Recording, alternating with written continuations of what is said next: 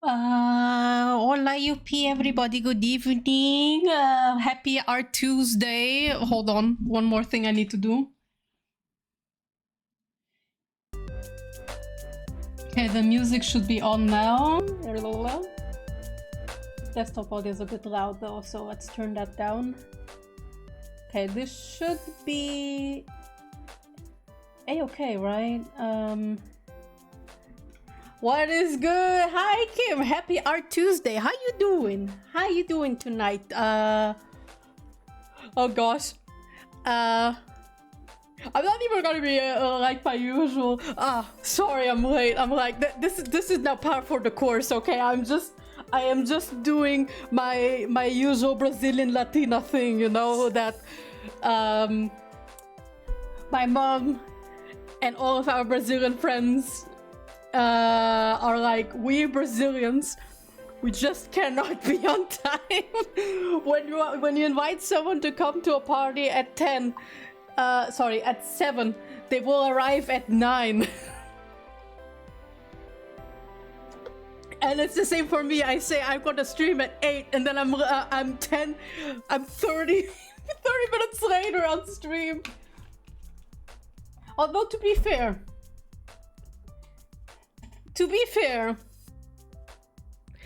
I do leave the waiting room at like 10 minutes at minimum, so that anyone can like get in and get ready. But that's how I excuse it. Okay, I think I haven't forgotten anything. Yeah, Shoost is on, Tablet is working. Thank you, Noria Wakamoto, for your input. Oh yeah, you for everyone who's new here, you're gonna have a good time with the points redeems because since I implemented, what's it called? Trigger Fire, I think. Now a few of the audio redeems now work with visuals. Oh! Right Gunner, thank you for the follow. Hello, hello. Welcome to the Chaos Zone and happy Art Tuesday. I just realized I forgot one thing after all. No. There's always something I forget. It's always the same. Where's stream labels? Why isn't my Google search finding it? Sorry, not Google search, my Windows finding it. There it is. Even though stream labels doesn't work nowadays on my PC, it's like it turns on and I can hit the settings, output directory, and restart session and log out buttons, but the screen is white. I can't see shit. This is why I have to have Google Chrome on, because stream labels only refreshes the new followers, but doesn't like show me them. Gasp the cuties. Hi, Facetarian, how you doing? Good evening, happy Art Tuesday. Hi, Kumamaru. Hi, good evening. Good evening, everybody. Mostly gonna be having a chill time today, just rendering something. I'm not sure if I'm gonna be finished tonight. I doubt it, because I'm being a little bit experimental with this one, and I actually need to pull up my reference mood board here. The stream won't be able to see it, because it's gigantic. It's gigantic and it's on my second monitor. But just to give an idea how big this mood board is, it's completely zoomed out from pure ref, alright? It's like... This is the thing zoomed out. It's super zoomed out. But that's my current mood board, even though I want to update it, which is why there's an empty space here. But basically, this is like my go-to reference board that I have. And it's mostly just 90s anime stuff. And I broke it down to 1, 2, 3, 4, 5 columns. One is like artists that I like that kind of do modern rendering styles. Then there is actual 90s references. from illustrations to in-anime cells to sete and non-cell artwork.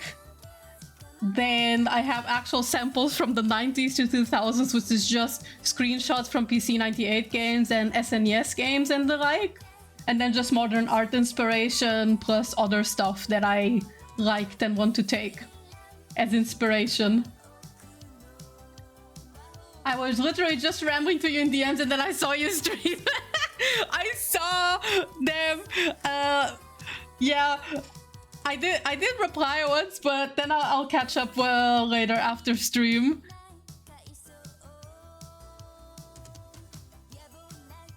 I usually stream on every Tuesday and Thursday at like 8 p.m. When I'm not late or when I'm not sick from the con flu. I have to blend out the veil to do the rendering over here. Doing well, prepping pin or pre-orders. Woo! Yeah, I saw you were making a poll on Instagram the other day. And of which characters was it to do pin pre-orders for? I'm trying to remember which character I voted for.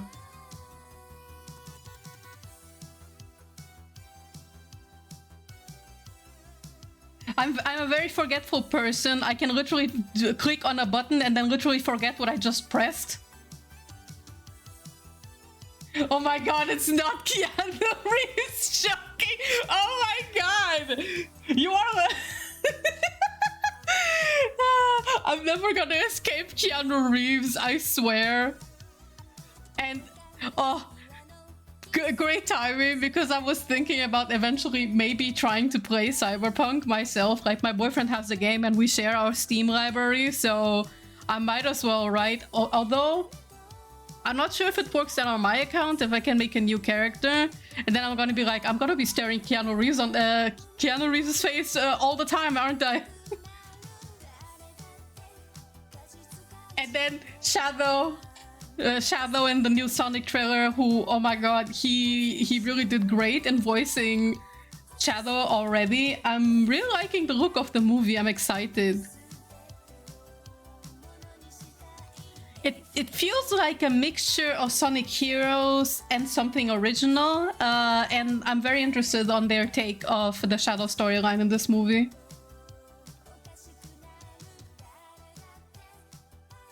Because on one hand, I was like, are they just gonna, like, I don't know, cram all the new the other characters in from Sonic Adventure 2, or do a Sonic Adventure 2 with less characters? I don't think they will. It looked like they were going to go for something more original. And, okay, this is gonna sound silly, but the thing I'm most excited about on the movie is the fact that Dr. Gerald has a personality now, other than, you know, I want to blow up the earth because you shot my girl, my child. Which, okay, it's technically also Shadow's motivation a little bit at the beginning. Like, I want to blow up the earth because they shot Maria. And Gerald was also, like, the same, right?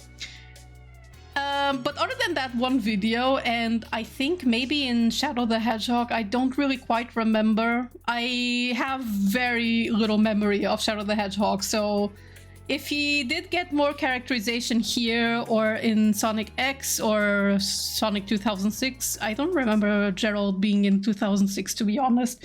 I played that game 100%, so... And before you're like, are you insane? You played Sonic 06 100%. Listen, my brother and I are masochists. We were masochists. I just brought up the game to him. I was like, hey, I got the game for like $5 off Amazon at the time, because Amazon was the only place I could order as a teenager at the time, because the thing in Germany is you can have a bank account as a minor, and you can have a Visa prepaid card. But the majority of prepaid cards don't work. They just flat out don't. And so long you have like your parents' consent, you can have a debit card, a bank account and a debit card, right? And the bank account for minors work as such that once they hit 0, they can't go below. So when you hit 0, it's like the bank account freezes and won't let you pull up any money. So that the kids don't go into debt, right? Anyway, the majority of places back in the day didn't accept debit cards like that, so that's why I ordered from Amazon most of the time. And I saw Sonic 06 for like $5, and I was like, you know, I have like €5 left of my allowance or some more. And everyone in the internet says this game is garbage and chaotic and stupid, and I want to see how bad it really is. So I bought it. Unironically, I really like the story, and Shadow's depiction in 2006 is one of my favorites, actually. I think they handled him really well, and the OST is nut button. It's so good. And like, this is a hot take, but I actually really like Elise. I really like her. Like, yeah, sure, maybe she gets kidnapped a lot, but like, I think that's like a fault of the writers than the character herself. Because they were like, we need to shoehorn in more stages, but how are we gonna write in the scenes with Sonic and Elise, right?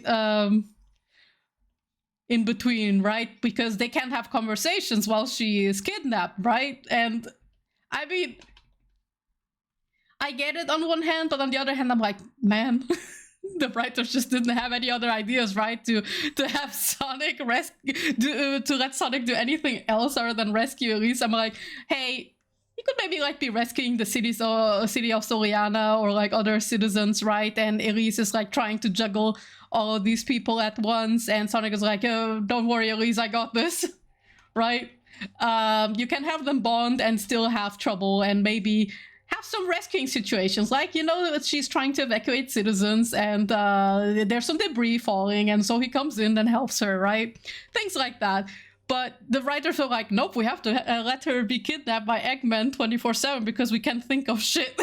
We can't think of shit to do with her. But other than that, I actually really like her character a lot and her story. I kinda actually cried at the scene where in the ending, where she's holding the flames of Ibris, you know, like the white flame, and she's like, I don't want to, like, so the sacrifice to delete Ibris from existence is to like reset the timeline and make it so that she and Sonic never meet. And like, yes, I know the romance story is very controversial. I know. I think it's okay. I mean, we have Shape of Water, we have other things, and like nobody blinks an eye at Shadow and Maria, right? But and like they're like, oh, Shadow Maria is like the best ever, but at least Sonic is a problem. And I'm like, I mean, pick one, right? Anyway, ramble aside, I was like, I didn't really ship them because my personal Sonic ship for Sonic is Sonic and Sally, because they actually work well together fantastically. But I still was sad for her, you know? I was like, damn, girl.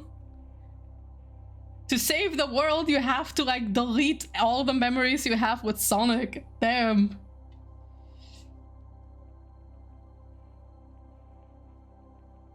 Shadow and Maria were brother and sister, like I thought. They are. I do interpret them as more like siblings, but there are people who do actually ship them together. So much so that they have AUs in which Maria becomes a hedgehog and they get like together and everything. I've seen fan works like that. But I personally also only interpret them as siblings because gestures at the source media.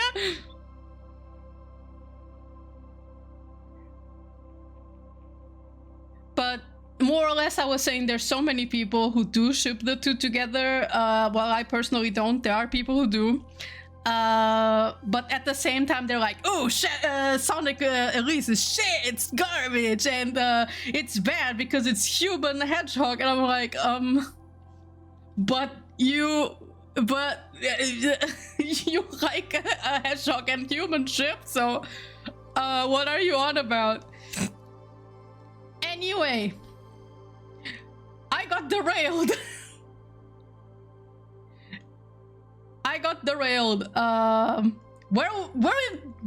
did I even get to Sonic 06 actually? A girl can kiss a hedgehog sometimes, it'd be like that. Yes, I agree. A girl, she can do that. And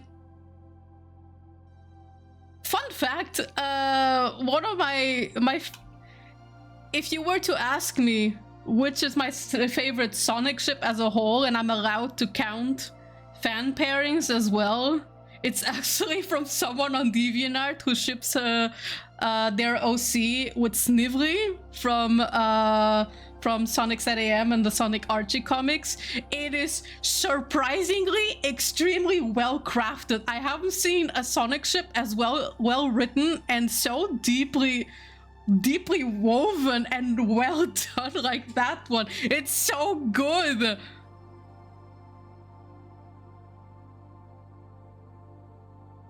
What was their name again? I don't believe they're active online anymore. I believe they got married and are raising a child, from what I recall. Maybe they just don't have the time anymore to work on their Sonic fan stuff. But I really liked their OC and their pairing with Snivel. It was very good.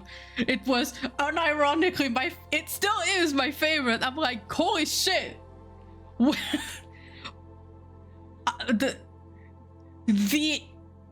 I rarely read fan fictions, by the way. I rarely do, because I have difficulty reading long text of literature without like audio or visual feedback. But which is how I'm able to read Umineko, but I have difficulty reading a book. It's because if I don't get a visual or audio like stimulant while I'm reading from the thing that I'm reading, then it's a little bit difficult for me to get deeply engaged. I'm more of a short fix person, or one shots, or if I do read a book, it needs to be like a smaller one, like say like light novels. They tend to be relatively short, but even then with light novels I struggle, because I'm like, the last light novel I read was Book Girl, the first one, and it was very short, but I actually at some points had to force myself to continue reading. So yeah, that's pretty much it. And that ship, I liked it so much that I read the entire thing. To be fair, it was 4 chapters, so...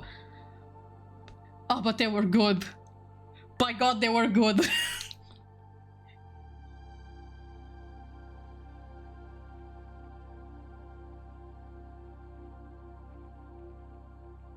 I feel that with reading, and not gonna lie, yeah, I don't know if it's a thing because of my disability, like because I'm in the autism spectrum, or if it's something else.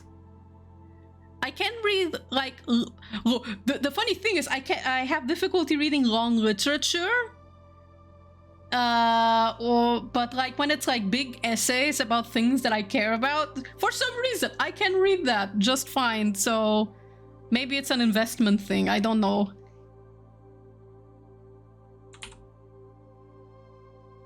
And 100% alright, and it's ADHD for me. Yeah. There have been times in which therapists have thought that maybe I have ADHD, but I never like ran a diagnosis for it, I suppose. They never did.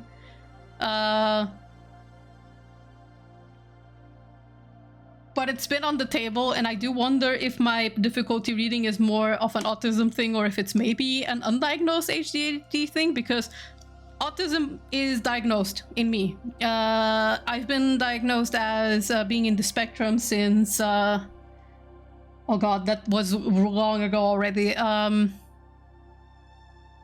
old was I? I was still a teenager when the diagnosis came. I think I was 15-ish? Sounds about right. 15, 14-ish when my diagnosis was given to me, and like not after 1 or 2 months of frequent therapy sessions was when I was given the diagnosis. So yeah. How did I get from Sonic 3 trailer into my autism diagnosis? Anyway, back to the trailer, right? To the Sonic 3 trailer. So I thought it was really interesting, the take, like the way they're going, and how they're bringing just a little bit of that Sonic Heroes vibe with having the trio, right? But I do wonder how Eggman is gonna be implemented in this one. If it's gonna be somewhat-ish of a Sonic Adventure 2 situation in which like Dr. Gerald suddenly is like, oh, by the way, I made another ultimate life form, and then just pulls out the giant lizard, and then it's like, he's gonna shoot the Earth down with its giant laser, and it's gonna blow up, and Eggman is gonna be like, wait, I need the Earth to conquer it. So I'm gonna help. Or if it's gonna be a situation in which like all of them have to be put together. I've also been wondering, are they gonna continue making Sonic movies? Because if then, are they gonna like hint at other characters like Amy, Rouge, and so on? Because this whole time I've been wondering, are they gonna bring in Rouge? Because I like Rouge a lot.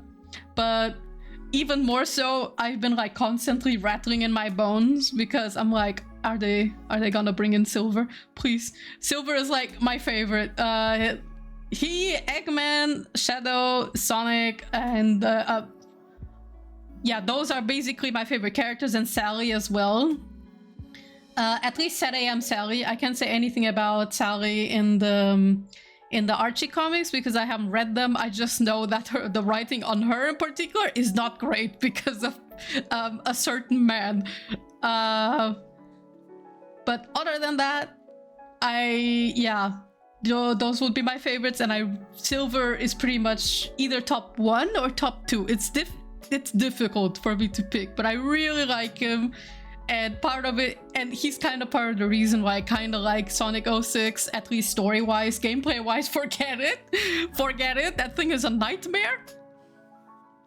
Although Silver's gameplay wasn't too bad, actually. It was bug-ridden, yes, but it wasn't as horribly bug-ridden as the Sonic and the Shadow campaigns. Blaze 2, please give me Blaze. Yeah, Blaze, I hope we get her too. So many characters that I want to see. But also, I'm actually really surprised we're going directly to Sonic Adventure 2 when we saw like the Shadow reveal. Because I thought we were going to the Sonic Adventure 1 route first, you know, like we're gonna introduce Amy in and Big the Cat, and we're gonna do the whole, you know, the whole Chaos storyline. But maybe it would be a bit too heavy, because if you think about it, maybe they want more time to properly establish Knuckles' tribe. And I think it's not gonna be easy to condense the Sonic Adventure 1 storyline into just one movie. When you have like 5 different plot threads running at the same time, I don't think they can handle it all in one movie. So maybe they wanted to do Sonic, wanted to bring in Shadow before they brought in a larger cast. Because, you know, Shadow really needs that spotlight. And given that Rouge is not here this time, though, I wonder how the development is gonna look like for him. Because one scene that I still really distinctly remember about Shadow in Sonic Adventure 2 is how Amy reminds him of Maria. And she's the one who actually convinces him and reminds him of the promise he made to Maria, that she wanted him to protect the Earth and not to like blow it up. So I'm like, wait, who's gonna take that role now? Probably Sonic, I suppose, or one of the human people. Or maybe Tails even? Who knows?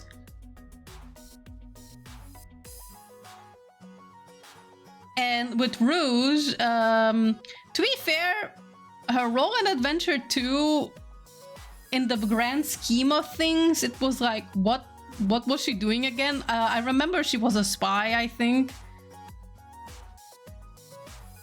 But other than that, she didn't really do much with the story, did she? And since we don't have maybe we don't want to bring in the Master Emerald escapades in the movie because it would be maybe a time waster. Or it would at least detract from the main plot, you know? Maybe they'll still bring her in, who knows? Maybe they just haven't revealed her yet, because if Gun is involved, the government, then maybe Rouge is as well.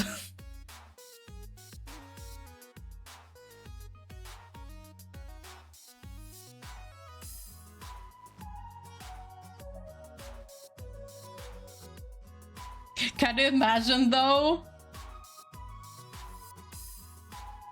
Can you imagine Sonic 3 trailer and movie ends and then they just have a movie after credit stinger and they show Sally? I'm gonna shit myself, man. Hey you, Yuppie. Hi honey, how you doing? Hello, good evening and happy Art Tuesday. How are we feeling about the Sonic 3 trailer? Have you seen it? Did you wake up at 6 a.m. in the morning to see it after all?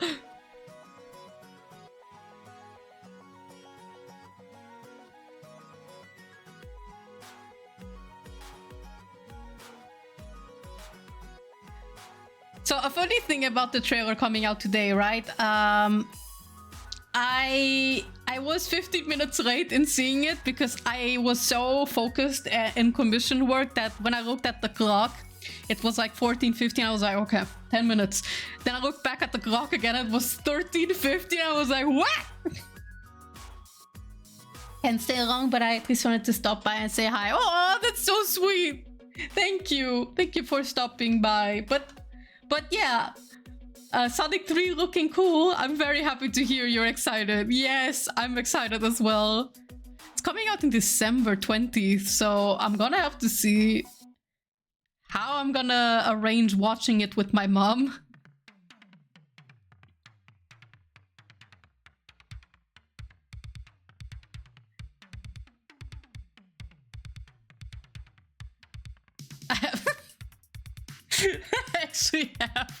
I have quite the story for Sonic 2 cinema experiences, and most of the stream has already heard it.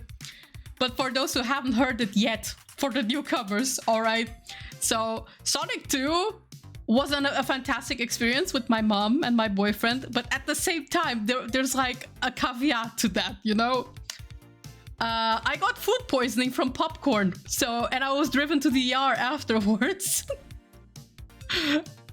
It was wild. Like, the popcorn didn't taste bad when I ate it, and the cola was normal, but I started having problems, let's put it that way, with the tummies and the toilets and everything involving food.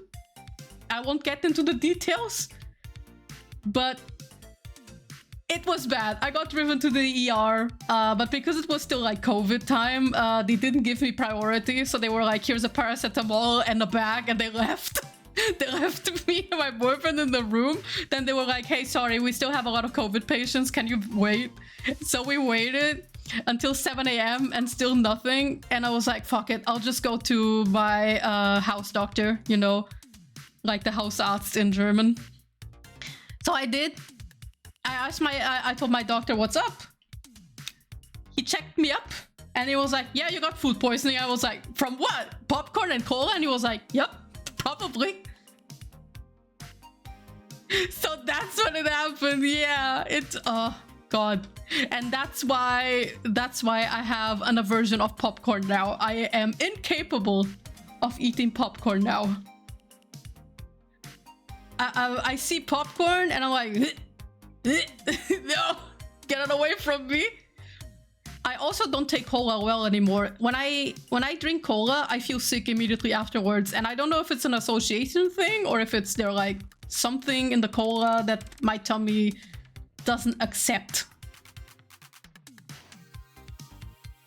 So anytime I'm thinking about Sonic 2, I'm like, oh, it was a wonderful experience, except when I went to go to the ER. So every time I'm at the cinema, I'm like, I hope I don't. I'm like, God, shuddering at the sight of popcorn. I'm like, oh. You guys can get popcorn. I'm not gonna take any. So I wonder if my mom wants to go see Sonic 3 with me in the theaters this time, or if she's gonna be like, sorry, no, I have terrible associations with Sonic now. Nah, I think she's gonna want to watch it, but she's probably gonna be like, don't you even dare eat the popcorn.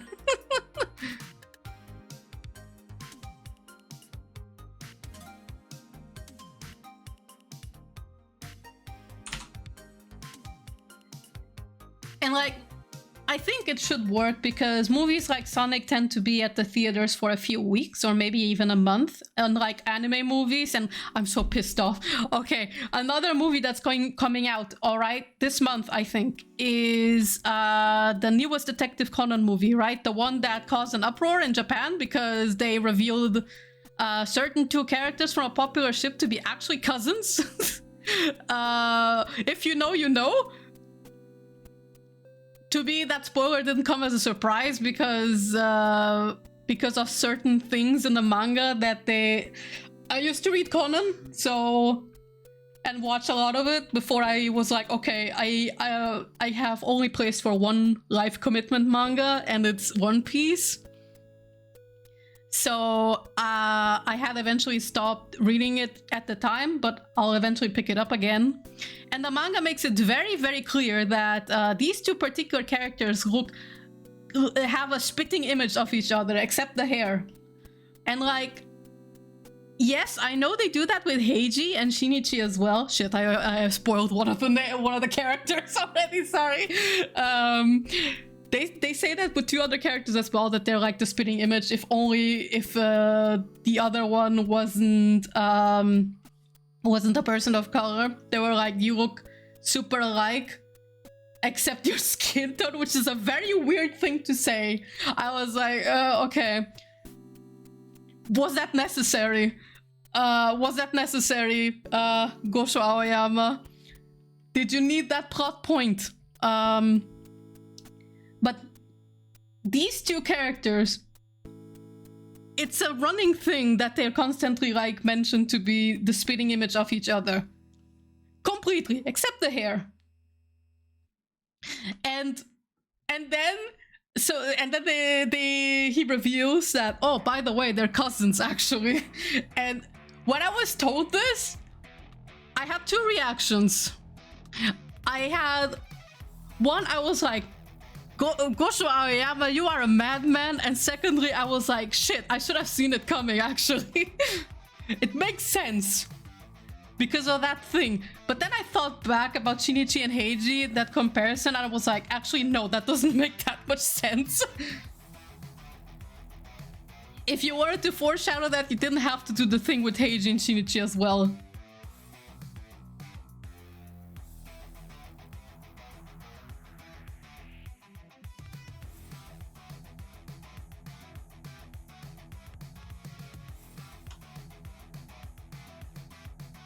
And like, I think the thing with Shinichi and Heiji is technically could have been fine. It's just that the way they went about it, I was like, Gosho Aoyama, did we have to do that? Did we? Did we?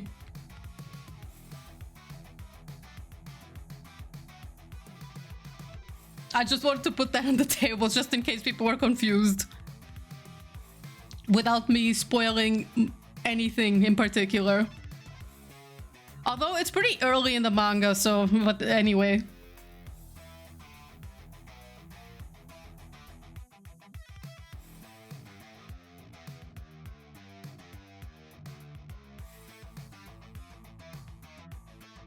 And yeah, this movie, point aside about the thing that Gosho Aoyama has unleashed, because he was like, oh, by the way, your favorite ship are cousins.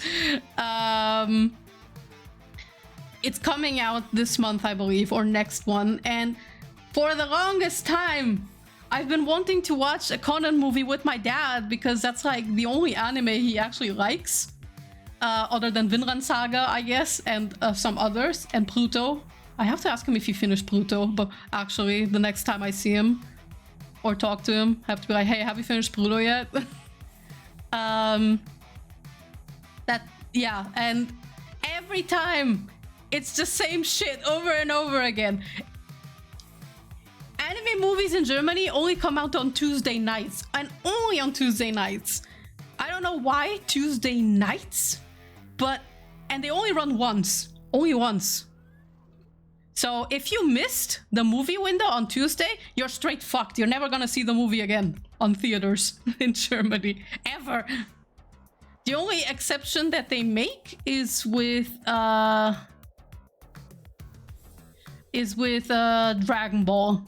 I think the Dragon Ball and Studio Ghibli's are the only two movies that they run multiple times. And even then, Dragon Ball, like Revival of F, only ran once. Super Broly, I think, ran twice or for like a week. But just a week, that's still very little for a movie. And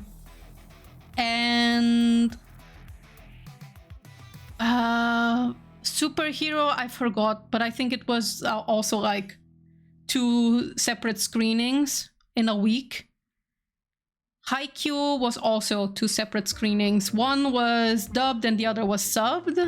And we got to watch the subbed one, which was wonderful experience, guys. I loved it so much. It was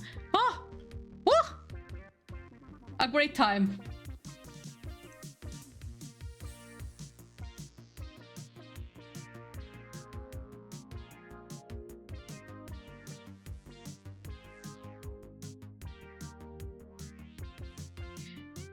Yeah, and because of that, see, oh god, what did I want to say again about the movies? Yeah, because of that, I constantly can't watch a Conan movie with my dad, and it pisses me off that I never am able to get to watch a Conan movie on theaters with my dad, because the only movie experiences that we have is with Disney movies, all right? And like, I want to watch other movies with my dad too. Ghibli movies, we also never caught them because I don't know, time was always like not on my side when it came to that. And then all other movies that I can watch with my family, so normally with my mom, are movies that my dad wouldn't really watch on his own volition. He's not really a movies guy. So unless it's something that like interests him or like we're going with him. But what were the movie experiences I had with him? So we watched Moana. He enjoyed Moana actually, which I'm happy that he did. I also enjoyed it.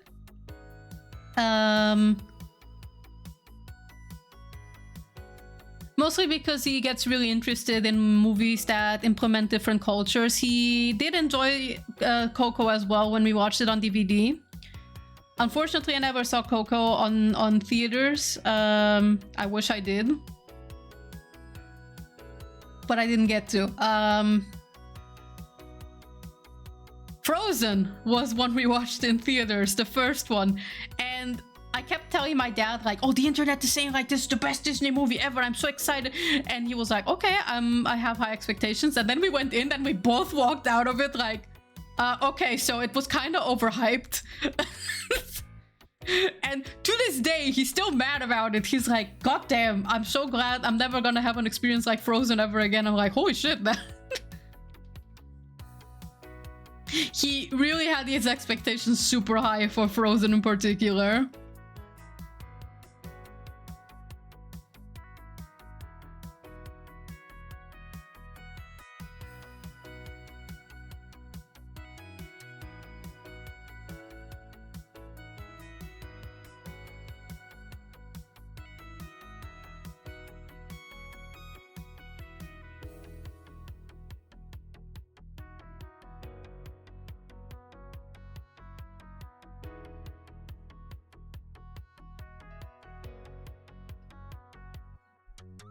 I remember how I prayed I'd get tickets for the One Piece Gold movie to see it in theaters. Germany is so bad with anime movies. It is. It sucks so much.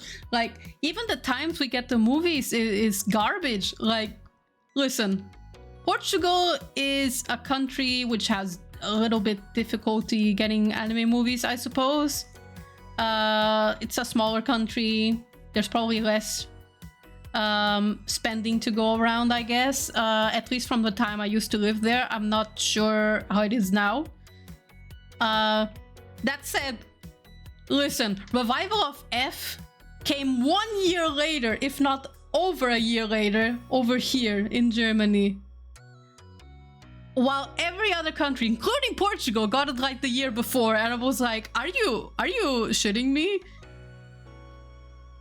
But to be fair, it makes sense that Portugal does get Revival of F at some point, because before Germany, I guess, because Dragon Ball is kind of like a cultural phenomenon in Portugal, so there's that. But still, a year later?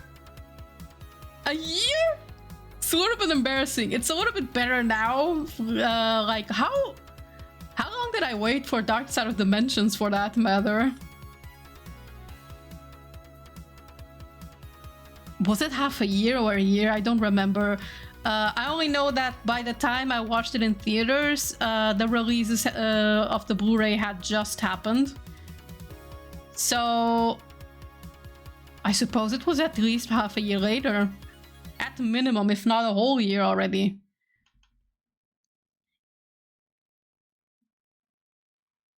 That one was also a fantastic movie experience, by the way. It was very interesting. For those who haven't heard the story yet. So, Dark Side of Dimensions is a Yu-Gi-Oh movie. It's basically an epilogue to the Yu-Gi-Oh story, the original one with the Pharaoh and Yugi and whatnot, right? So, Germany was holding the special action that if you went and bought a ticket for the movie and came watch it, you would get the super rare Obelisk card. It's a god card, for those who don't know. What's a god card? You don't need the full context. Let's just know that it's like a super powerful, ultra rare card that you can only get by going to the movie theaters, right? So, they weren't clear about it. They said, if you buy a ticket, you get the card. It wasn't that way. You get a gacha for the card. And the gacha is, it got announced 10 minutes before the movie was screened. So we see all the commercials and everything, and then the theaters blend in the image and show the card, and it says, the card, there's only one of this card under the seat. Under one seat. Find it now. So like the majority of people came to the movie just to get the card, right? They didn't even care about the movie. So they started like looking in such a frenzied state for the fucking Obelisk card. And at some point, everyone sat back down again. Nobody was like, oh, I got it, or anything. Everyone just eventually sat back down. But there was one guy who was still standing, and he was looking around, like, really fucking annoyed. And he yelled out, like, who's the asshole who got the card? Nobody responded, so he just sat back down, but that got me so bad. It's like, I will never forget the one guy who just yelled out in the theater room, who's the asshole who got the card?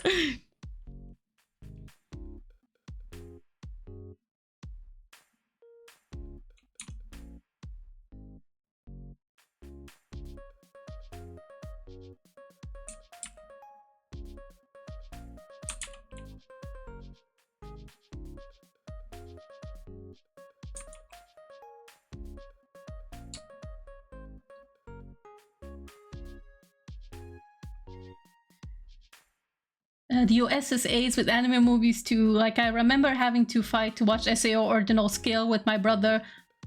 Oh, I think Ordinal Scale got like minimal marketing over here. Like, anime movies as a whole here don't get much marketing in general, actually. Yeah, I don't think they do. Because I remember seeing that the movie exists, but I don't remember seeing any marketing for it here in Germany at all. But to be fair, I don't watch SAO either, so I haven't watched it in years at least. I want to watch the theatrical release of Wicked. Wicked is... It was something... what was it again? It was like a retelling of the Wizard of Oz, wasn't it? But like from the witch's perspective? Or something like that? Or am I mistaken?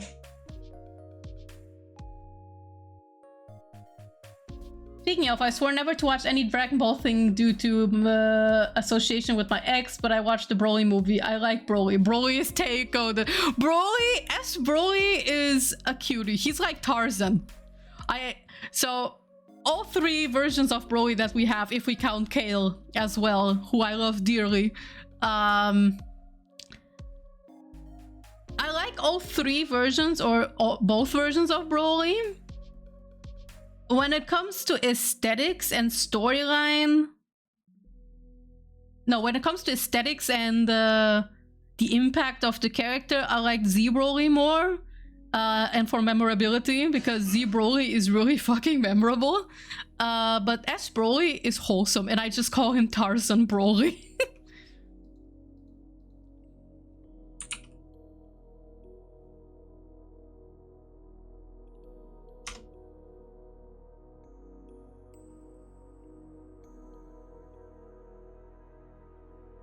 Dang though, Yu-Gi-Oh fans built different. They are. Listen, Yu-Gi-Oh is like one of the most played card games here in Germany. I don't know if it still is, but it used to be.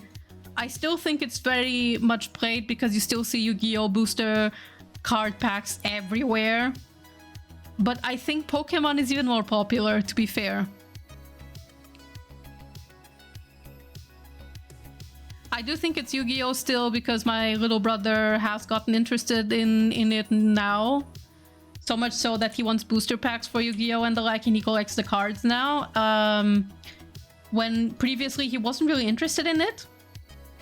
And I assume it's because Yu-Gi-Oh scene is still pretty active here.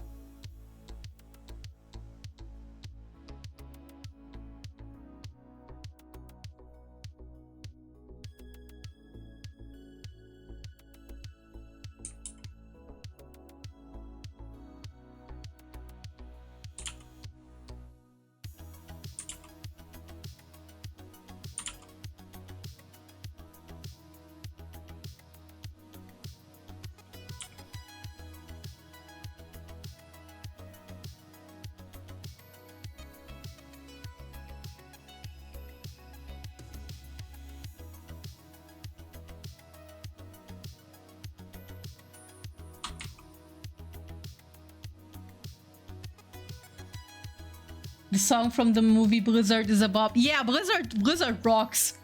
I don't know the OST for the original Z movie as well, because I have something to admit. I've actually watched the English version of the Z Broly movie the most. I still need to watch it in full in Japanese, actually. I should do that sometime. The majority of the Dragon Ball movies I watched only dubbed because I could only find them dubbed on YouTube back in the day in like 8 parts.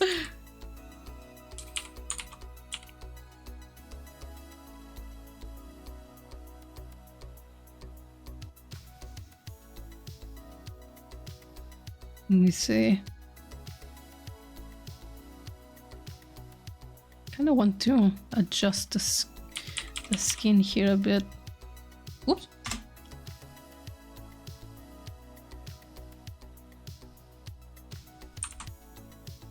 Well, my fiance only watches dubbed Dragon Ball. I do know for the majority of people who have grown up with the English dubbed version of Dragon Ball, so the Funimation one with the Bruce Falconer OST, have a preference for that version, and I think it's okay. I've watched a fair bit of English dubbed Dragon Ball back when on YouTube I could only find it in English.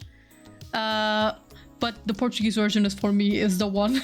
It's like the one. It's on the top. Nobody can top that dub for me. It's a work of art, and nobody can tell me otherwise. And it's dangerously close to becoming roast media, and I don't like that. Because Portuguese political parties were like, oh no, anime is not good for our kids, so we're removing everything. You can only watch Paw Patrol now. And there are no home releases of Portuguese Dragon Ball other than the old VHS tapes, so it's like, well, did you just condemn your cultural pop icon Son Goku to become lost media? Are you serious? Without making a DVD release? Like, are you kidding me? Don't even get me started on Saint Seiya and Sailor Moon. Those two, I think, are also very dangerously close to lost media. I would even say Portuguese dubbed Saint Seiya is partially almost lost media, I think. You know what's also lost media? Italian pretty cute. But I'm not gonna get there today. That's a different topic for another time that just occurred to me literally just now. Anyway.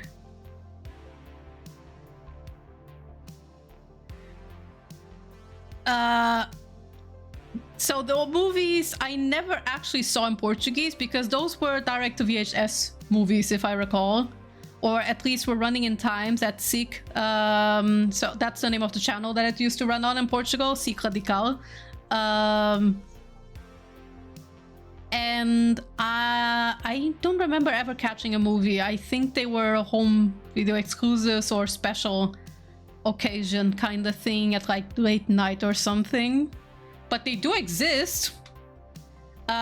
So since I didn't know that Dragon Ball existed in Japanese dub, and even if when I did find out what an anime is and that they're produced in Japan, I found the movies only in English. Anyway, I think the only Dragon Ball movie I watched in Japanese was the Super Android one, because I actually bought the DVD for it, and I still own it to this day, in Germany. So I watched it in German and in Japanese. And by the way, the German Dragon Ball dub is also pretty good. At least the old one. And like, I love the Japanese voice cast very much as well. Now I like it more than the English one previously. There's only one character I really don't like, or more like, it's not that I don't like, I just can't get used to. And it's Young Gohan, like the new current voice actors for Young Gohan. I don't vibe with the voice tone so well. I like the more raspy, no, not raspy, how do you call it? The more hoarse tone that that the original voice actress for Cell Saga Gohan had. And I have an attachment to that version in particular. Like, the current one isn't bad, it's just different, you know? And so I think it's kind of the same-ish for people who grew up with the English dub of Dragon Ball, that they still prefer to watch it in English, because frankly, the voice cast is still very, very, very good. Like, Sin Chamel is fantastic. Sorry if I mispronounce his name. Chris Sabat is amazing. What's Broly's current voice actor's name? Johnny Young Bosch, that's his name. He's also really good. I know Broly's previous voice actor was a forbidden one that we will not talk about here, and I'm not even gonna touch that one. But who else was there? Chris Sabat also voiced Piccolo, if I recall. Who voiced Cell again? Because whenever I think about English Cell, the first person I think of is Takahata 101, even though he's not actually Cell's voice actor. I really like English Cell's voice as well, though. He's also really amazing. like, I love Norio Wakamoto very much. He's like top one for me. I don't think there is a single man who can top Norio Wakamoto screaming, but Cell's English voice is also really good and gives him a lot of personality too. I like it. But I mean, it's not without reason that Takahata 101 basically tried to do his voice in Dragon Ball Abridged as well, right? And I kind of like that it looks like they play off each other a little bit, because the voice line in DBFC feel like the guy who voiced Cell has seen Abridged, because when you call for when he says the hello, when you vanish with him, it has so much flavor. Like in Japanese, Norio Wakamoto just goes for the standard "Kochudora" or something like that, right? While his English voice actor is like "hello," and I am 100% convinced the idea was because he's watched Dragon Ball Abridged and he's like, "Hey yo." Although a lot of Cell's flair also comes from his original English dub. I mean, come on, bitch comes back from the dead, and then he's like, "Well, you thought I was dead, but tough luck, I'm alive," or whatever it was. Johnny Young Bosch, my beloved. Yeah, Johnny Young Bosch. I actually first found out about him because he dubs Hinata in Dragon Ball 2. Dragon Rampa 2. in Danganronpa 2. Sorry. He's okay in that role. Not my go-to for Hinata personally, but that's because I'm very biased for Minami Takayama. But otherwise, in other roles, he slays. I wish he could do something more than just scream in DBFC though. When he does Broly in DBFC, all he does is yell and grunt, and I'm like, damn Johnny, you're yelling so well. But I wish you had more voice lines. I wish the team gave you more. Johnny ironically was also Taeyong's voice Taeyong, sorry. Voice claim. Broly kind of just called to me. Yeah, Broly is really good, and Johnny did a fantastic job with him. It's just, damn, it's just in DBFC they don't use like the softer tone that Broly goes with. Yes, I know he's angry in DBFC and in fight mode, but come on, come on. Let him have like a scene where he's like a bit chill, or at least saying something other than ah.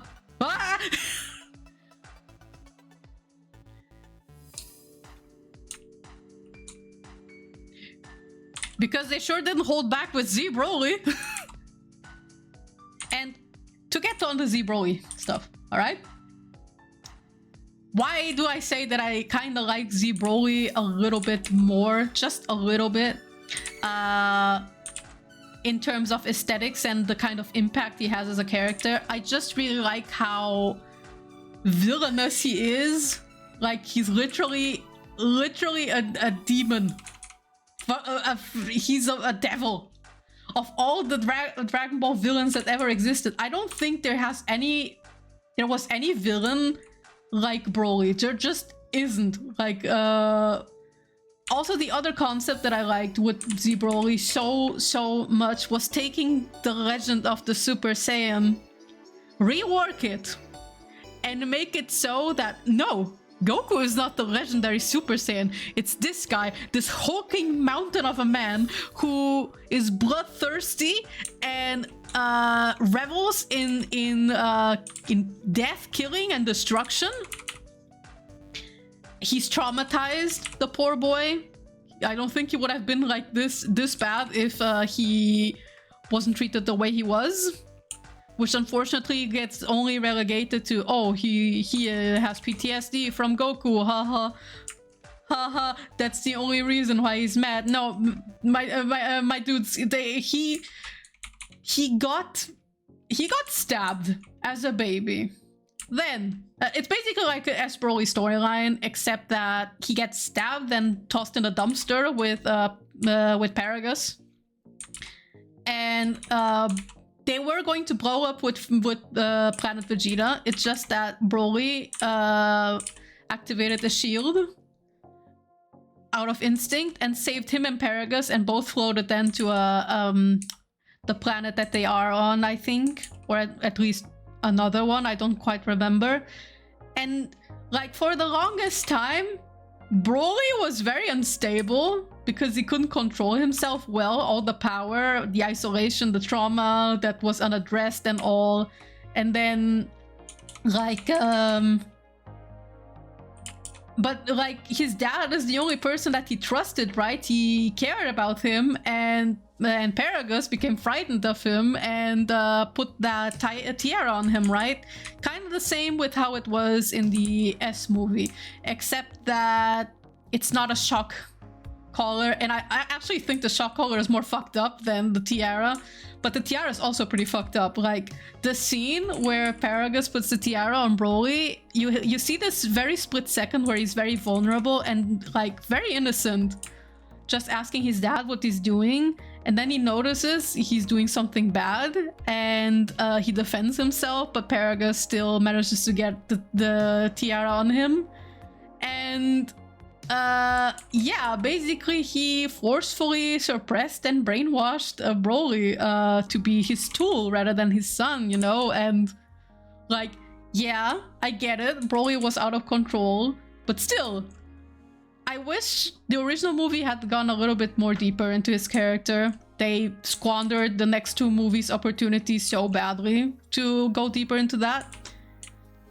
I think the S Broly relationship with Paragus was what Z Broly's relationship with Paragus was meant to be like originally. But yeah, back to the concept, to the legendary Super Saiyan. I really like that they reworked the concept into being not a heroic thing, but like this demonic thing, this devilish thing. Like, I really like that, and I like that. Listen, I love Dragon Ball, but for most of us, we also get tired of Goku's power creeping sometimes, don't we? They're like, oh, Super Saiyan God exists, right? And they're like, okay, Goku's gonna achieve that form, just watch. Then he will reach his Super Saiyan God, Super Saiyan, and then Ultra Instinct. What's next? Ultra Instinct 2, you know? And then already back then, you're already like, okay, Goku's gonna achieve all these forms as well. Then comes you, Broly, and he's like, no, brother. I am the legendary Super Saiyan, and I'm gonna kill your family now. And Goku actually gets scared shitless of Broly in that movie, and I love it. I love it. Z Broly actually kind of frightened me a bit when I was younger because of how brutal he is. And his design is very iconic. I also really like how Z Broly looks regal and almost prince-like. But in terms of personality and proper story, S Broly outdoes Z Broly by a lot. And I like both versions a lot. It's just that S Broly was done better. Let's put it that way. Like original Z Broly, I think when you don't read too deep into his character, it's very easy to just read into the surface like, oh, he's pissed because Goku made him cry as a baby, when it's actually like more. Definitely more.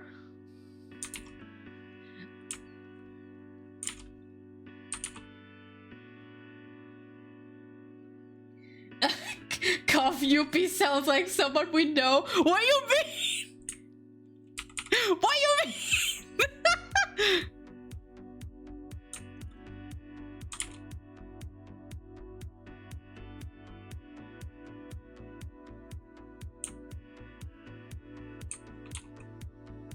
I mean Broly. Oh, okay, if that's what you mean. Which Broly though? Which Broly?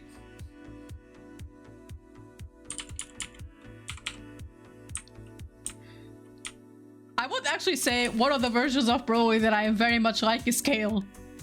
Kale, my beloved. I'm still mad that the anime tries to be like, oh, she has this Super Saiyan form that's called the Berserk Super Saiyan. Like, no, you call that the legendary Super Saiyan, or so help me God. Let a girl have that title, legendary Super Saiyan. Like, be one of a million. Let her have this. Let Goku not have something for once.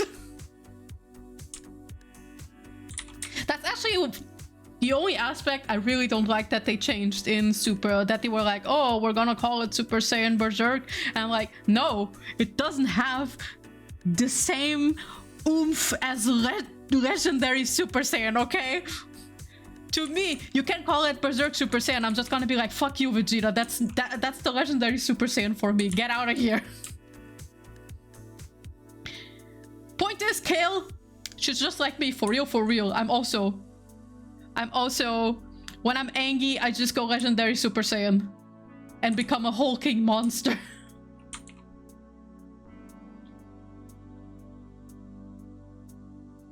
I feel like Super is probably more in line because it's shown he doesn't exactly want to do what he does. Yeah, calling it a Berserk form in Super, yes, makes sense in DBS because like Broly just loses control because of the power, but I still like the mythical sense of the legendary Super Saiyan actually. More because, you know, when you have like the legendary Super Saiyan thing come in Planet Namek and Goku becomes the legend, it's cool. And then you have Trunks who also becomes a legend then, but you can be like, okay, he's the next one, right? Because Goku is dead, Vegeta's dead, everyone else is dead. And he's like the second Super Saiyan we ever see. Canonically in the series, it's also the second Super Saiyan that everyone else ever sees. And then Vegeta becomes a legendary Super Saiyan. You're like, yeah, okay. Then Gohan becomes a Super Saiyan. And then Goten and Trunks become a Super Saiyan like it's a walk in the park. And then you're like, okay, what about the legend though? Then like the legend loses its oomph, you know what I mean? And then by actually taking it and making it the thing that does exist, that the true legend is that there is one, it's just that they're one in a millionth kind. And it's Broly. I really like that. It kind of reinvigorated the mythos a little bit of the Saiyan race, if it makes sense. But calling it Berserk does make sense in Super because, you know, for Broly, he can't control himself. Kale also can't properly control herself. She just goes on a rampage. Although, to be fair, in Kale's case, it was like she was consumed by rage and she was acting on emotion rather than Broly being like not being able to control his power. So there's a difference between those two as well. Like, I think with S Broly, I don't mind it as much. But with Kale, I'm like, no! Let the girl have it! I've been into Dragon Ball for 20-30 years. Let a girl have something.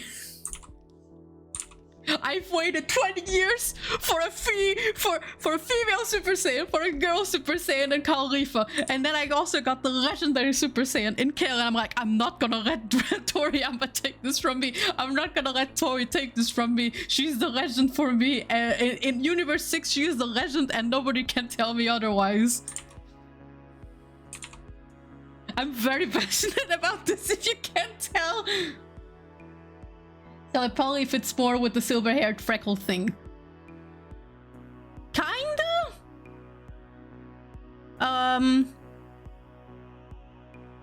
Oh wait, you're talking about Tay. I thought you were talking about Ultra Instinct for a second.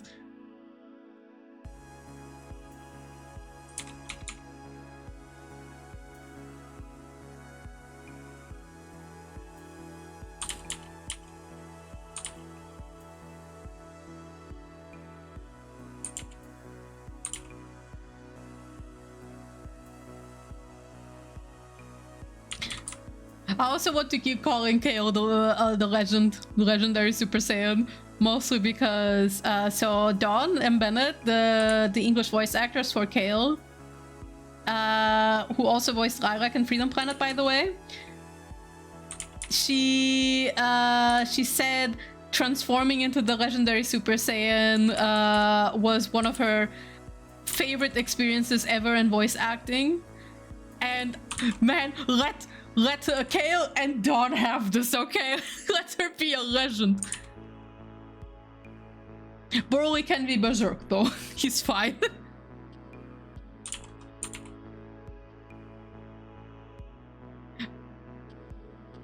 It's how my fiance bribed me to watch Super Broly by saying, bro, Broly is just Taeyang. Oh my god.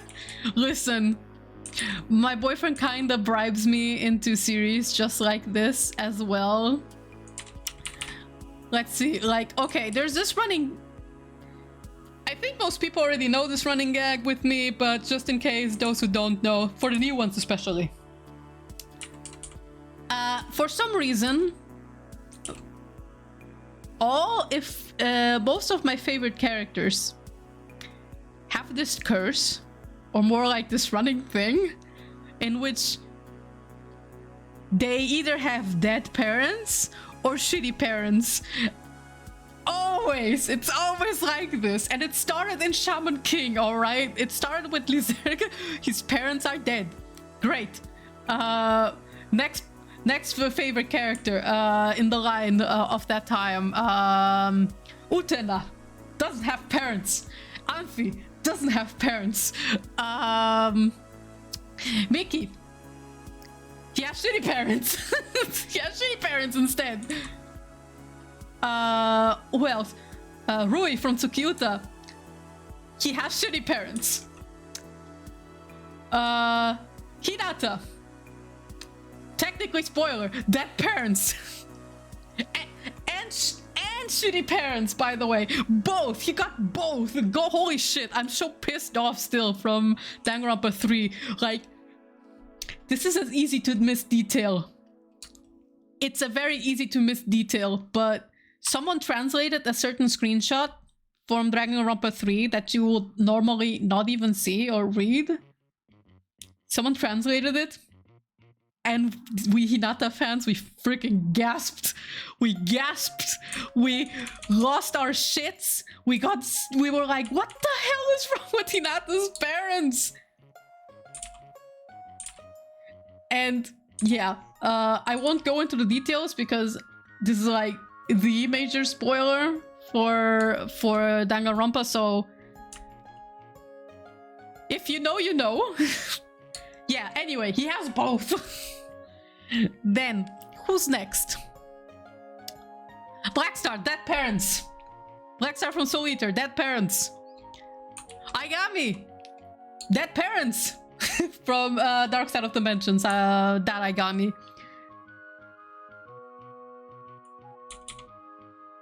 Ichiban.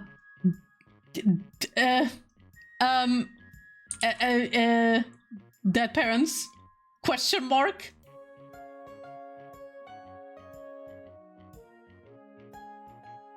And who else? Yashimaru, dead father, confirmed dead father, and we never see his mom, so I assume his mom is dead too. It's always like that. So whenever my boyfriend is trying to get me to get into something new, or he's like, oh, I think they're gonna be your favorite character, I'm like, why? Why do you think that? Like, their design doesn't really tell me anything much. And he's like, and he's like, their parents are dead. And I'm like, fuck. Shit. Happened with Shunei, literally. Like, okay, to be fair, I do like Shunei's design in KOF 15. I think his character model just works better for me, because in 14 I was like, oh, his character design is really lame. I don't like him at all. He looks like a bad OC taken from DeviantArt and thrown into KOF. Then I saw his model in 15 and I was like, okay, he's actually kinda cute. And then my boyfriend was like, I think you're gonna like Shunei a lot. Or more like, no, I said, I don't really like Shunei that much design-wise. I don't know what kind of character he is. I don't know if I like him. And he's like, what? I thought Shunei would be your kind of character. And I was like, why? And he's like, he has dead parents. And I'm like, fuck. Q, I read the KOF 14 manga. And thus read into Shunei, right? Indeed, dead parents. Actually caught 15 reviews. His parents are alive, but they abandoned him because his powers were wild. But still, guess what? Guess who's my favorite KOF character now? It's Shunei. Then, oh, who else is there?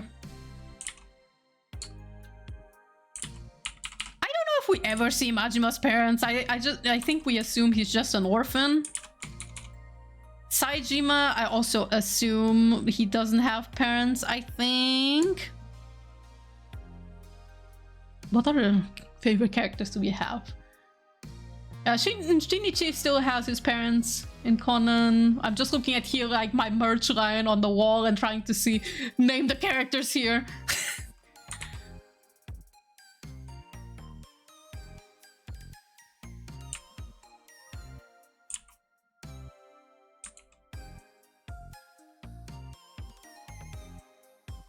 Well, you technically have two tests, two qualifiers now. Dead parents and do they pass the boyfriend clone test? Okay, listen. The favorite character not having parents doesn't necessarily mean it has to be a character that I simp for. Normally, my boyfriend describes this as such. He says, instead of having a waifu and husbando list, I have a kindergarten. So I adopt characters into my kindergarten all the time. I'm like, oh, that's my son now.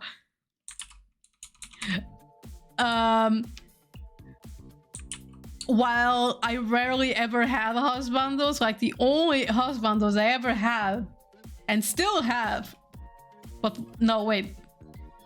Yeah, the only husbandos I ever had before I started dating my boyfriend was just when I was still a teenager and a young adult. It was still Lizergum, and after I read the time skip Utena manga, then it was Miki again.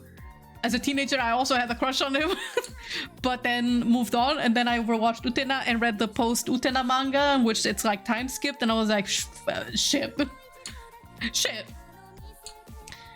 Then Rui from Tsukyuta, and then biggest jump ever into Alex from Street Fighter, who was normally not my type at all. I was like, how? What? But this character, I think, had one of the biggest impacts on me because he's kind of responsible for my Sinland awakening, let's put it that way.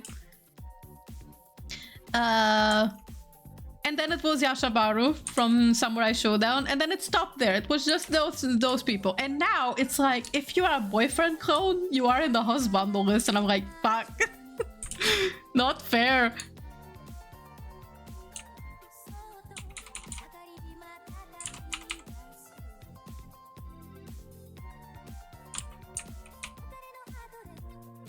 There is... Speaking of passes the boyfriend test, alright? Okay, looking like my boyfriend is not always enough. Personality-wise, they have to be a character that I like as well. Because initially when I first saw Yambai, I was like, yeah, okay, you're not gonna get me just because he looks like my boyfriend, like a valiant attempt. But then we kept playing, right? The man's personality just has to be that good, you know? Just has to be that good. Now here I am. Anyway, Ronove. Ronove was like frame 0, I was gone.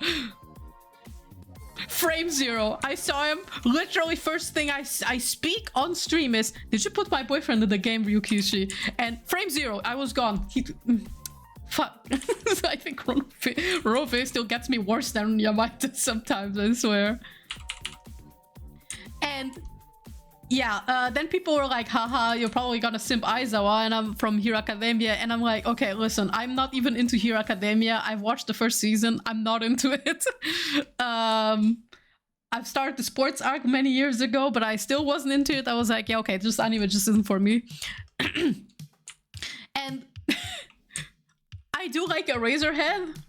I like Aizawa. He's cool. He was one of the few characters that I actually liked. I don't dislike the characters, just that they weren't like for me, you know? Didn't scratch my particular personal preference. And then a friend was like, haha, technically you should simp Aizawa, and I was like, I don't know, Aizawa doesn't do it for me. He does have like the Dracula look, you know, the whole long shoulder length hair, black hair with beard and mustache. But like I said, he just doesn't do it for me. I don't know why, he just doesn't. But I am hoping this whole time for a manga that I haven't even started reading to get an anime adaptation, because hold on.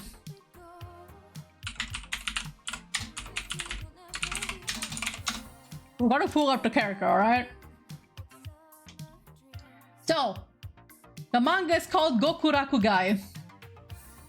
It's apparently a manga about hired mercenaries, I think. And it's very... I think it's supposed to take place in China. Or at least Chinatown. I don't really know. Anyway, I was browsing Pinterest one day, and I find this character. I saw him. I saw this man, and I was like, legs open. In conclusion, legs open. I don't. The character's name is Ryu. I don't know anything about him at all, other than a few caps that I've seen. You know, a few caps, a few artworks of him, and I'm like, oh, if this manga gets an anime, I think we're gonna have a new BF Coda character. We're gonna have a new UP ship. I'm saying it right now. Zadie, yeah, for real. I saw him and I was like, oh, I need an anime of this right now. I mean, partially it's because some of the caps gave me Yamai energy, so I was like, oh.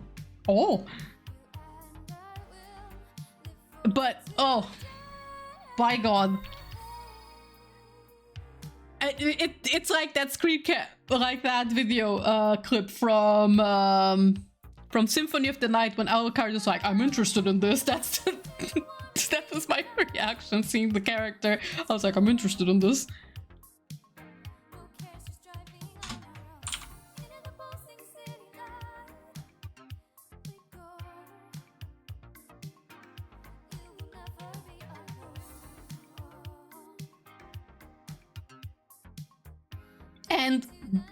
And oh, what other characters are there that are very boyfriend coded? So okay, Dracula obviously is boyfriend coded because duh, my boyfriend's username is literally Dracula. Hello. But here's the thing, it's animated Dracula Castlevania, you know, like that one, the one with the black hair, black mustache, beard, everything. He's boyfriend coded and looks and in everything because, like I said, his username is literally Dracula. It's like in my Twitter bio. It's right there.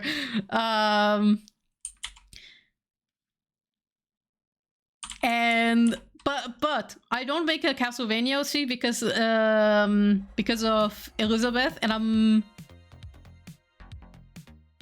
wait, is that her name? Lisa. Lisa's her name. Elizabeth was the other one. Sorry, it's Lisa. And Draculisa makes me very happy.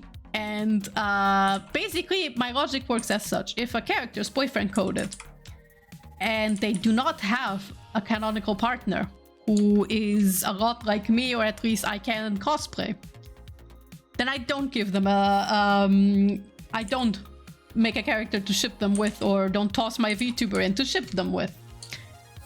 But if they do not have one, I have to do the work in this house, you know? I have to do the work. Because with Dracula and Lisa, it's like, they are so beautiful and amazing and everything together. By God, I have rewatched that one scene from season 3 or 4, was it? With the two, and I was like, oh my God! Ah! They're so good. They make me so happy. They are the best ever, and we want to cosplay them sometime as well. So let's see if we ever do. Then there's Robert. Robert from Art of Fighting / King of Fighters. He is also super boyfriend coded, so much so that in the fighting in communities that we go around, they're like, oh look, it's Robert Koff when they look at my boyfriend, right?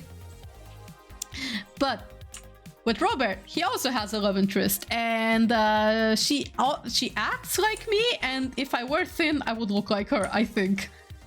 If I were fit and I were thin, then I would probably kind of look like Yuri. That's her name, it's Yuri, and it was like, oh, that's kind of funny, her name is Yuri. And they are like, I'm like, oh, I love them so much. I desperately need them to kiss. And we keep using cosplaying Robert and Yuri sometime.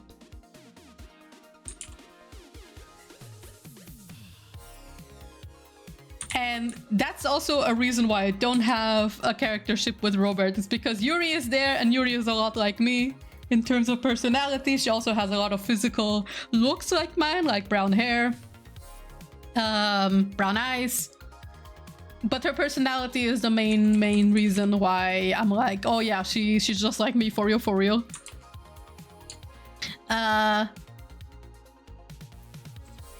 And I think those are it. Those are characters that I know so far who have who look like my boyfriend and have partners. Then there's Ronove. Most popular ship with Ronove is Battler. I don't identify with Battler at all, like zero, nada. So I was like, well, someone has to do the work here. So I did. And like, I think there's only like 2 ships with Ronove, really, or maybe 3. Like, we have Ronove Battler, which is like the most popular one. It's a good ship, but like I said, I don't identify with Battler at all. Zero, stitch, nada. Maybe only the part that we cry a lot and we're kind of stupid, maybe, but that's about it.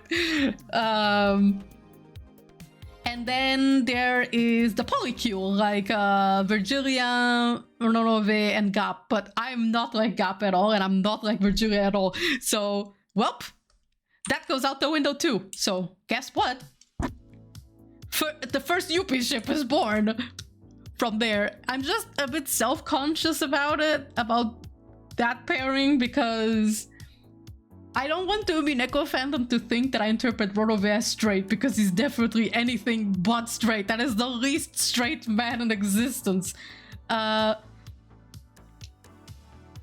that's the reason why I'm mostly like hesitant posting about them, because I'm like, oh man, I really don't want people to think that I'm taking like a man that is interpreted as either gay or pan or bi, one of those 3, is straight when he's not. He's not at all.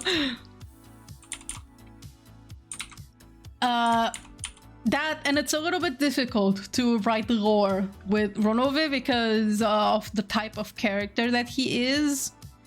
I do have like a very self-indulgent AU that came up with a dream that I have that I'll maybe post in the server someday. Who knows? But that one is extremely self-indulgent, and it's like, this one's for me. This can stay like under the wraps. Nobody needs to like read it.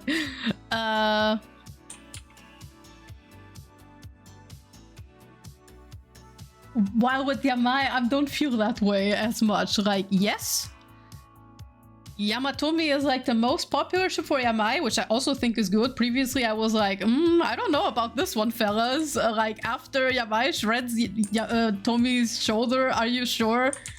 Like, yes, toxic yaoi, but not for me. And then you continue the game. You get to chapter 13 and you're like, okay, the fellas were cooking. The Yamatomi peoples were cooking. And I'm like, okay, ship's actually good. I'm very curious why there haven't been more with with Ichiban and Yamai, because I'm like, bro, it's right there. Why like, yes, I wouldn't necessarily ship them together, but I was wondering why there isn't anything with them, because I was like, huh? You'd think with their interactions there would be something, right? Or at least, yeah.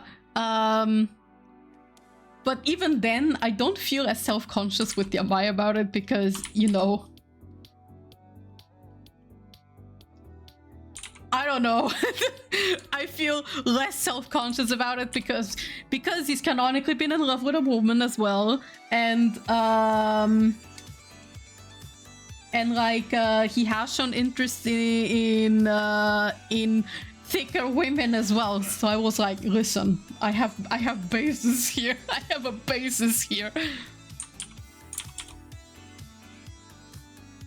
That, and initially I was actually also very self-conscious about the ship because I was like, how will people receive it? Because I also don't want to step on anyone's toes. Turns out that people really like it. People really like them. So I'm like, oh, I feel energized now. I'm pretty sure, like, of course, now with my account growing a bit by bit, I obviously expect people to not like it as well, but it's like, it's been mostly overwhelmingly positive. So I'm like, yo, I don't feel self-conscious about this one at the moment.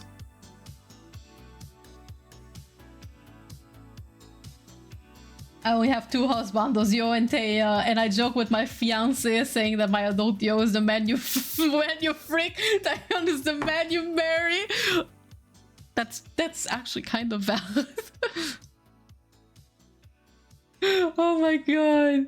My first ever Taeyeon ship since Tae became my autism projection was the Demon Slayer ship with Gyu, actually. Yeah, I remember that. The Gyu and Tae ship. I don't think I've seen much of them, but from what the few things that I did see, I thought was very cute. I should take a sip. I've been yapping a lot this stream.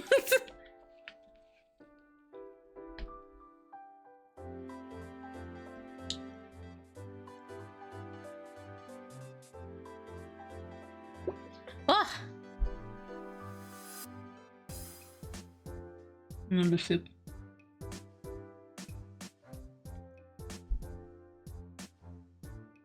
I never got the chance to draw them. I have been mostly yapping about them to my fiance. Ah, okay, I see. Yeah, that's fair. I have a ship that I still need to finalize the character design for. And that is... Okay, you know, most people have been to my DBFC streams or the times I've talked about Dragon Ball. You all know that Android 21 is like my wife. I'm like, that's my wife every time I play, right? But... And I ended up caving in and making a Saiyan OC who is gonna be shipped with her. Her name is still on the fence. I don't know yet. Initially it was going to be Paksha for Pak Choi, but then I was like, I don't know. No, the ring, not quite sure about this one yet. Then I tried to make a name with mandioca, which is like a Brazilian vegetable that kind of is like French fries, like potato, but the healthier variant of that, let's put it that way. But I don't know what's it called in English. You can technically make Mandy out of it, but I'm like, Mandy? Nah, that sounds very generic. Then I thought Mandiok, and I was like, no. So I'm still thinking about her name, but I was gonna ship her with Android 21 and I haven't started yapping about them with anyone just yet. I'm thinking of yapping it to one of my friends. I think I'm gonna be DMing Kristen about this. For those who have seen my DBFC Open Lobby streams, Kristen is always the one who is streaming and playing with us, along with Dankas and D and everyone else. And Puyo Puyo Tetris as well. I think I'm gonna yap about them to him at some point. But I had mused an idea about those two. That so I was thinking about pet names for the two, right? Like for Android 21 and for my girl Saiyan who is still unnamed. And I thought, what if she called Android 21 Ichigo? Because in Japanese, Android 21, you say Niju Ichigo, right? So she would take the Ichigo part and just call her Ichigo. She is pink after all, so technically in the English variant she'd justify it as saying she looks like she's pink like a strawberry. And in Japanese she would say it's like if you remove Niju and then just say Ichigo, then it's like Ichigo and you're pink like a strawberry. And I think she would call her both Ichigo and my berry. And I was like, oh my god, the sapphic energy from this, I love it. But I haven't been able to yap or draw about them yet. And I'm rattling on my cage like, oh god, the sapphics I need.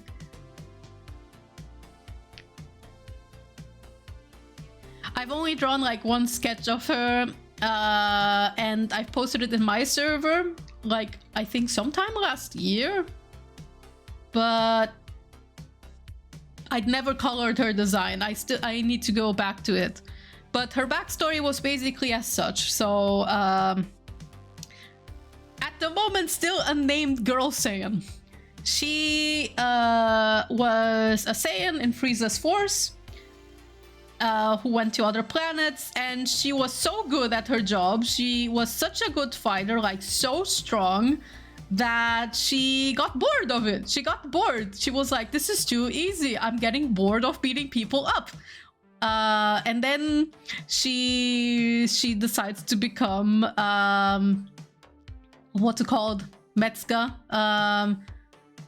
To work at the butcher like Jine, Bardock's wife, right? And to cook for the Saiyans, or maybe even bake, one of those two, because that actually takes skill that's not easy for her. So basically, like, she was such a strong Saiyan that she was like, I'm bored, I want to do something else. And then unfortunately she dies in the explosion of planet Vegeta. So she never really turned Super Saiyan or anything, because she never even learned about it. She's just been chilling in heaven. Just cooking.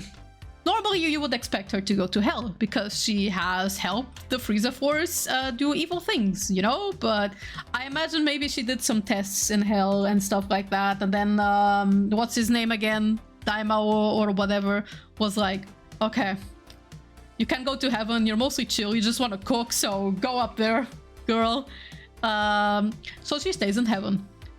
Many years later, Android 21 dies. She self-sacrifices herself to kill her evil counterpart that's separated from her. And I don't know if she'll go to heaven or hell, but regardless, the two meet in the afterlife. And they get along very well. And eventually they fall in love with each other and they start dating. But because I believe Android 16 doesn't only have a distaste for Goku, but Saiyans in general, I think he would not be super keen about her dating his mom, because she's a Saiyan. And a little bit, she has a little bit of Goku energy in the sense of like being cheery and stuff. But he allows it. He's like, okay, you make my mom happy, so you can date her. But she has to ask him for permission, you know? And there's also a point in which I also thought, in the terms of their story, which I haven't really thought about much at all, actually, because I still need to think about the logistics of the afterlife in Dragon Ball. And I thought about... So Android 21 does have the fear that she might eventually lose control of herself again, and that's partially the reason why she sacrificed herself. Because she could go berserk any day again from hunger and the thirst for power, right? So I imagine she has the same fear in the afterlife, right? Because that just doesn't go away completely. And I would imagine my female Saiyan girl, she would eventually find out about this, or Android 21 tells her about this, that she is scared of getting too close to her, because what if she becomes thirsty for power again and wants to devour her? And what if she goes on a rampage again and just never is able to satiate that hunger and just keeps killing and killing in the afterlife? And in Dragon Ball, it's worked as such: if you die in the afterlife, you die permanently. There's like, you can't even wish the person back with a Dragon Ball. It's like over, like Jover for real, for real. So that's technically what happens. She hears Android 21 out on being afraid of losing control again and going on a rampage. Either, regardless if she is in the afterlife or if she comes back to life, it doesn't matter. She's scared that she's gonna hurt her as well, her Saiyan girlfriend. And she, who never really had the drive to become stronger, because she was already very strong, but she was never like a Super Saiyan. She doesn't even know what that is. She thought it was maybe like just a fairy tale or whatever if she heard about the legend. She doesn't know about Goku and about the other characters. I imagine Android 16 and Android 21 eventually tell her about all those things, and she's like, wow, okay, I didn't know that existed. She would be like, then I'll become so strong, I'll train and become so strong that whenever the day comes that you need to satiate your hunger for power and need to devour someone powerful, then I will become so strong that you can devour me and you will be satisfied with only me and never will have to eat again. That's the declaration she would make, and I'm like, God, they need to kiss. That was the things that were rattling my brain these past days, but I haven't had anywhere to talk about, mostly because I wanted to finish the design first and the backstory a little bit more before I get to like the more emotional stuff. But it's been in my brain! Sorry, chat, for rambling. Don't be sorry! Kim, don't be sorry! The chat is there for rambling. It's there for chatting. I've also been yapping the entire stream, so... like, literally non-stop. Normally I have these very long bouts of silence on streams. In art streams in particular. But it happens in other streams too, so honestly I'm happy that I can yap at all. And I don't mind if the chat, like, talks as well. That's what the chat is there for. We all be yapping. Oh, yes, exactly. We are all yapping. We just want to ramble. Love is real. Yes, love is real. God. I find it funny that in Dragon Ball I have two OC canon ships and both are gay, and I'm like, fuck yeah, let's go. So one of them I just talked about, it's Android 21 and this female Saiyan OC I'm still working on. And the other is a ship with Zamasu and my my supreme, no, not, oh, wait. Yeah, with my Supreme Kai OC from another universe. I think it's Universe 9 if I recall. His name is Katameru, and he is a gremlin. Okay, so more story context things for Dragon Ball. So in Dragon Ball, for those who have watched Super or who haven't, the final arc in Super, before the Broly movie, is the Tournament of Power arc. Basically, there are multiple universes in Dragon Ball, all of them which have numbers. The universe in which our Dragon Ball story takes place in is in Universe 7. And all these universes are overseen by a group of gods who are the God of Destruction, their angel responsible for the God of Destruction, who serves mostly as a mediator and mentor for the God of Destruction. The angels are normally meant to just be there. They're not meant to act and are meant to be a neutral force. Then the God of Destruction are meant to like wipe out planets or constellations if they, you know, are causing disruption in the balance. But you also have gods of destructions who go a little bit too ham on the destruction and just blow up things, and then you have nothing. Or you have little who that's good. Yeah. And then you have the Supreme Kais and an apprentice for the Supreme Kai. And those are responsible for nurturing the planets and the living beings in the universe. So basically that's actually the role for the Supreme Kai that we see in the Buu Saga. Their role is to nurture the planets and everything else that is born in their universe. So Katameru is a Supreme Kai apprentice, like Zamasu is, in Universe 9, I believe. And Universe 9 is one of the better universes, like canonically so, in terms of like the balance of their things, because the Tournament of Power was basically set up so that all these universes are doing a terrible job at maintaining the balance of their universe, including Universe 7. And whoever like wins gets to survive the deletion of everything. And they can have one wish on the Super Dragon Balls, which I'm not gonna get into the Super Dragon Balls, but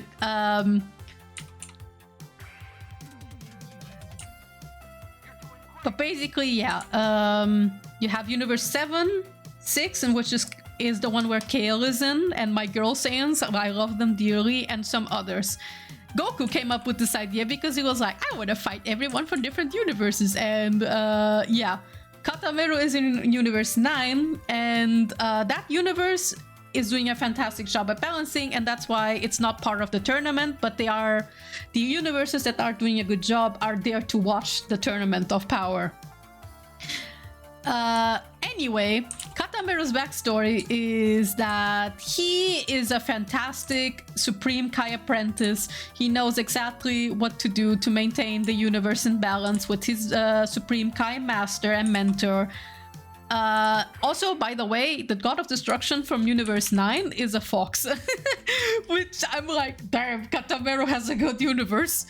But when everything is running smoothly and well, and everything is fine and dandy, nothing really eventful is happening, the universe is so perfect. But Katameru is bored. He's bored. It's just the same routine, day in and day out, for millennia, for centuries. And he's just bored. He likes to cause when he can, without like breaking the rules that he's assigned for, because if you break the rules as a Supreme Kai apprentice, you get erased straight up. Not dead, erased. You can't be brought back anymore except via the Super Dragon Balls, I guess. Basically, if you are erased, it's like if you died in the afterlife in Dragon Ball, so it's over. You're not gonna come back unless you use the Super Dragon Balls, which, like, I think only work once a century or something? I don't know. In any case, Katameru doesn't want to get himself deleted. He's not stupid, but he also, he's just bored. He wants something happening in his life. Then comes an unexpected request. There is another universe. It's called Universe 3. And Universe 3 is where Zamasu is in. And that's one of the worst universes as a whole. The Supreme Kai Master Gowazu is shit at his job. Genuinely so. So bad that he causes Zamasu's descent into madness. Because he absolutely failed at guidance. It's like, wow. Wow, so bad. Like, he means well, but he's such a horrible teacher. In any case, he gets an unexpected request from Gowazu. He is like, hey, my apprentice Zamasu is looking for proper people to spar with, because the other Supreme Kais from another universe is like 7. They're not really cutting the job for him. Katameru is a very strong Supreme Kai. His gimmick is that he's literally like a living wall. In terms of fighting game, he would be a counter-heavy and armor-heavy character. More like armor-heavy in the sense of like he would use a lot of shields and reflects and counters. And his body is basically made of steel, let's put it that way. His body... How do I put this? Like, his name, Katameru, like, Zamasu means something. I forgot what it was. Let me look it up. Like, all Dragon Ball name characters, all names in Dragon Ball, they all have, like, some kind of pun or a connotation to something. Like the Gods of Destruction are all based on alcoholic drinks. The Angels, I think, as well. And like the Saiyans are named after vegetables and so on. And the Kais, I think they are named after actions. Like, let me see. Here, Zamasu's name may have come from the Japanese verb zamasu, which translates as to be. It shares the same naming scheme with its former master Gowazu. In the Funimation dub, Gowazu seems to reference this, mournfully stating not to be after destroying, after Beerus destroys Zamasu. We'll get to that later. But yeah, basically the names of Kais are verbs or something similar. And Katameru literally means to harden. To harden. And I was like, okay, this works for his gimmick.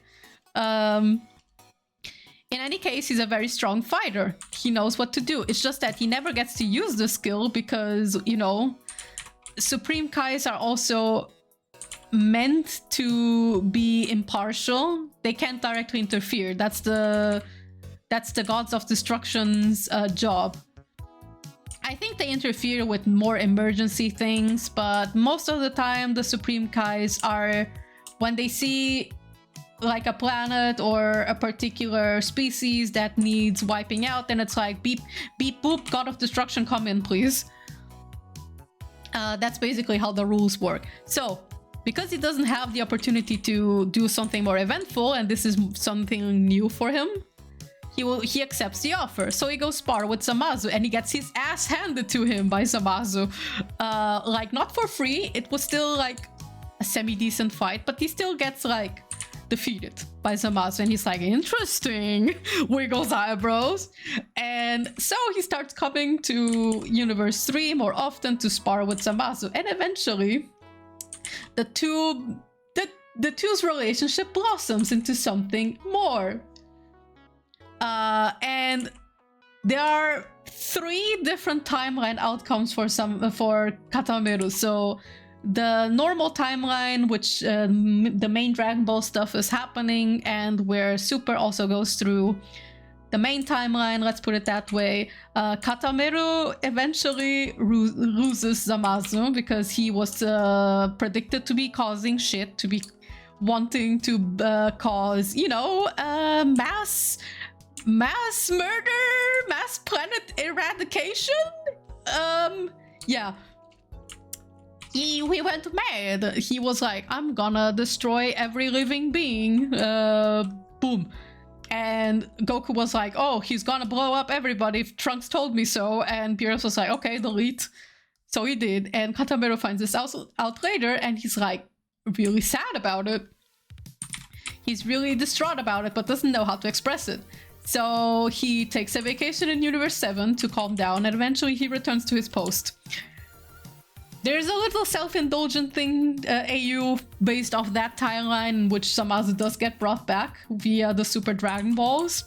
And it becomes like this shoujo BL plot, basically, in which Katameru is pissed off at Zamasu because he basically sees his action as a betrayal, especially because he does hear what happens to his other timeline counterparts.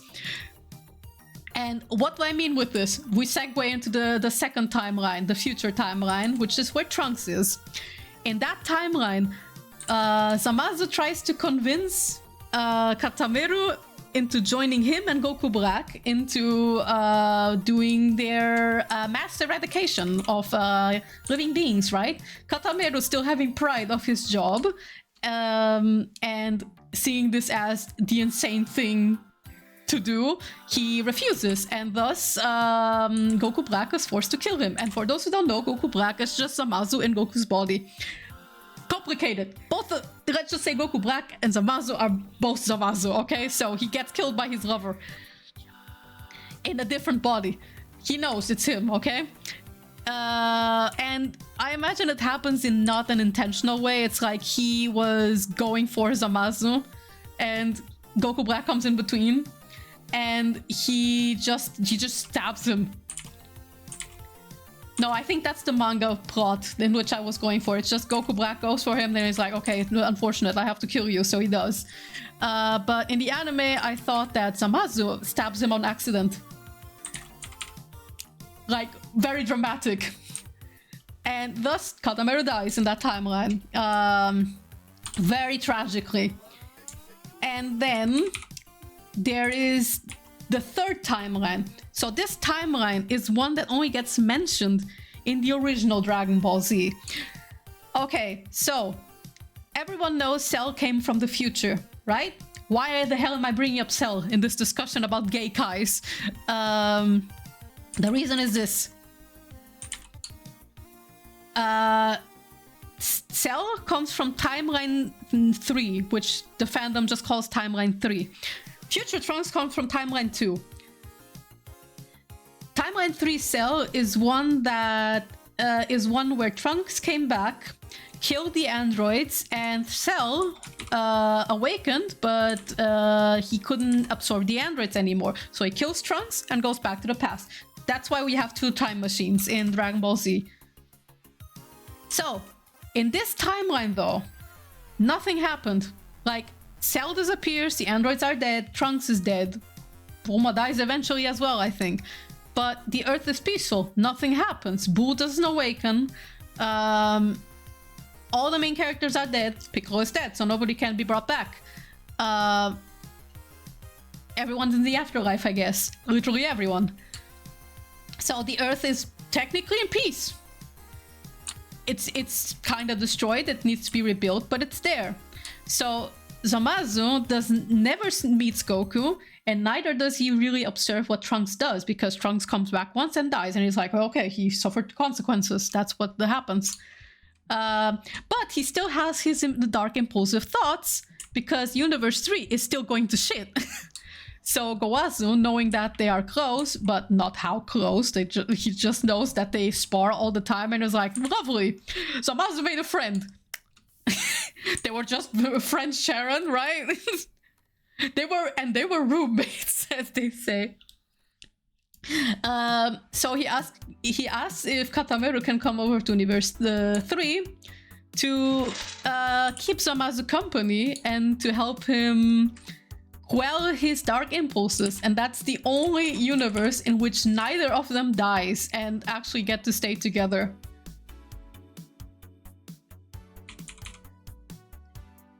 So yeah, that's the Dragon Ball ship's lore that I have.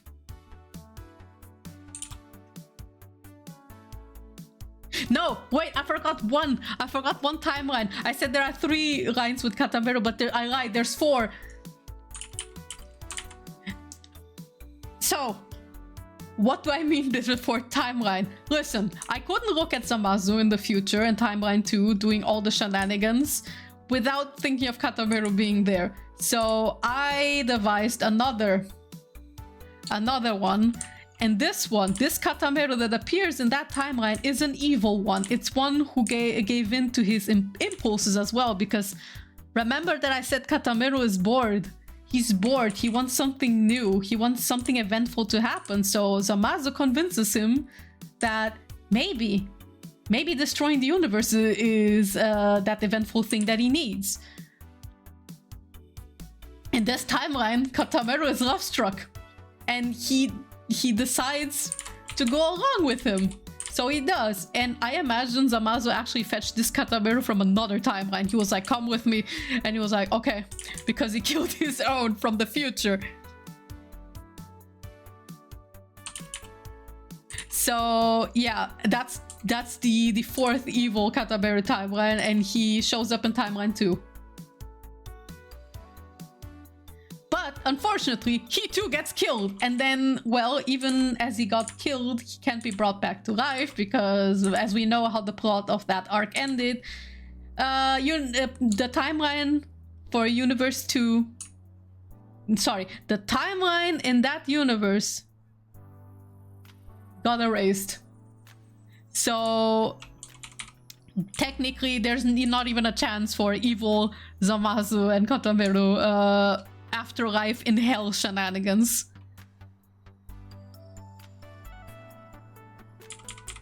By the way, they also have pet names. Katameru is an enabler.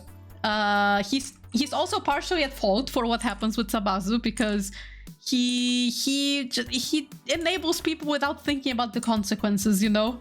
So he kinda sorta enabled Zamasu to be like, hey, why don't you just kill everybody? Like, he didn't really give him the idea, but more like, would be nice if we could be like gods of destruction, wouldn't it? Or something like that. And he was like, well, shit, I didn't think he would go that far. Is this the consequences of my own actions, basically? And yeah, like I said, he's an enabler, and because Zamasu has a god complex, he calls Zamasu my lord. You bet your ass that name gets used in other activities too.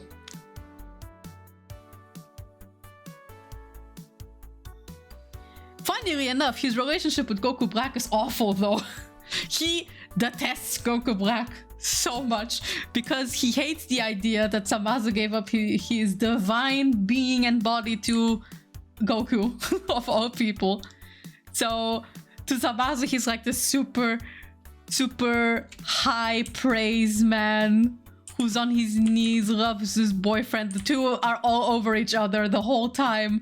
Even Trunks is like, I'm tired. Can I get out of here? I want out of this timeline. And as soon as Goku Black even steps next to him, he's like backhand slaps him in the face, like, get away from me. And Goku Black and Zamasu have a shed, right? So, when Katameru and Zamasu get into funny business, okay, let's put it that way, Goku Black gets exposed off the house all the time.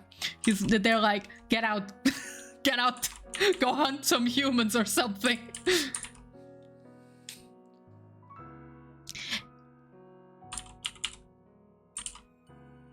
Anyway, I love them a lot. Let me see if I can pull up some artwork from them. Nothing nefarious, don't worry. But I have to go into very old years.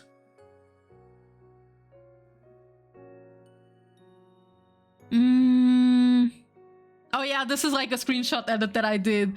Just inserting Katameru into the back with the rest of his universe. That's his master. That's the god of destruction, and that's the angel. I forgot all of their names.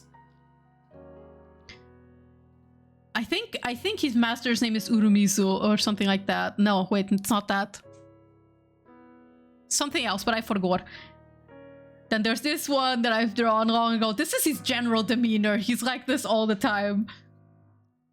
And this as well. He dreams of wearing high heels like this, but he can't because he has to remain in uniform. And then, of course, we got some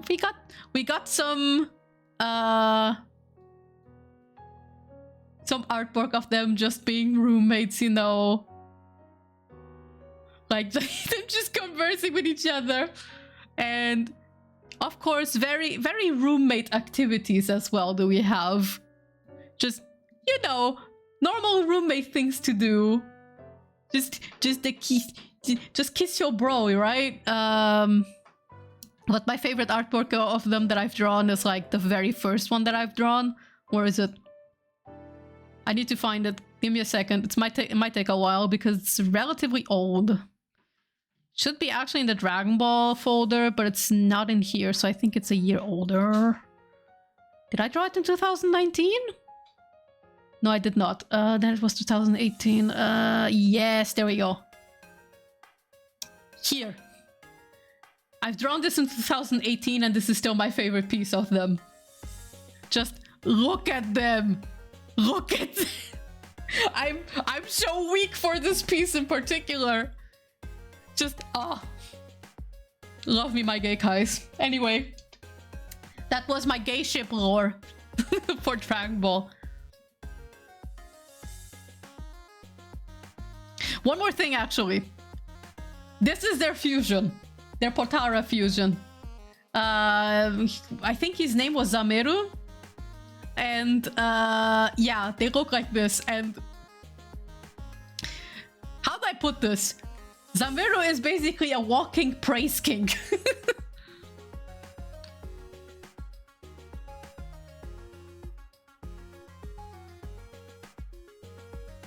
They look like very good friends, right? Him and Vijay would get along. I think they would. Like, I think if Katameru could, he would just spawn into Vijay's house like, hey, wanna watch Mean Girls? Or more like, he comes in and he's like, I heard on GodTube, yes, like the thing that exists in Dragon Ball, that's supposed to be YouTube. He's like, hey, I heard on GodTube there's this movie in your universe that's called Mean Girls. Can you show me? I'm very curious.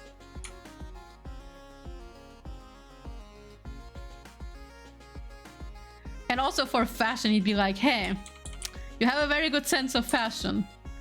Would you take me around town? Could you take me around town?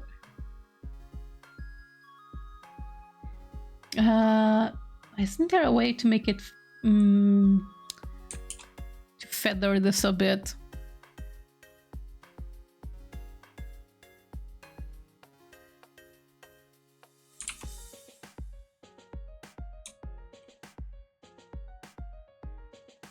Jay would take one look at him, see how zesty he is, just go, oh, I fuck with you, come on in, bestie. I love it. Love that. They'd be such besties.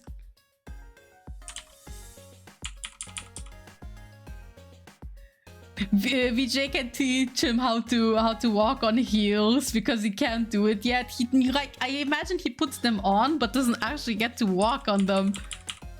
Because okay, Zameru is also the kind of person who floats a lot, especially when he's in his evil form. He wears heels, but he floats all the time. Well, I think in normal Supreme Kai form he does walk a lot as well, but only in his normal shoes. So it'd be like, can you teach me how to walk on very high stiletto heels? And when I need to look up the name of his master just so I get the name right. Universe 9.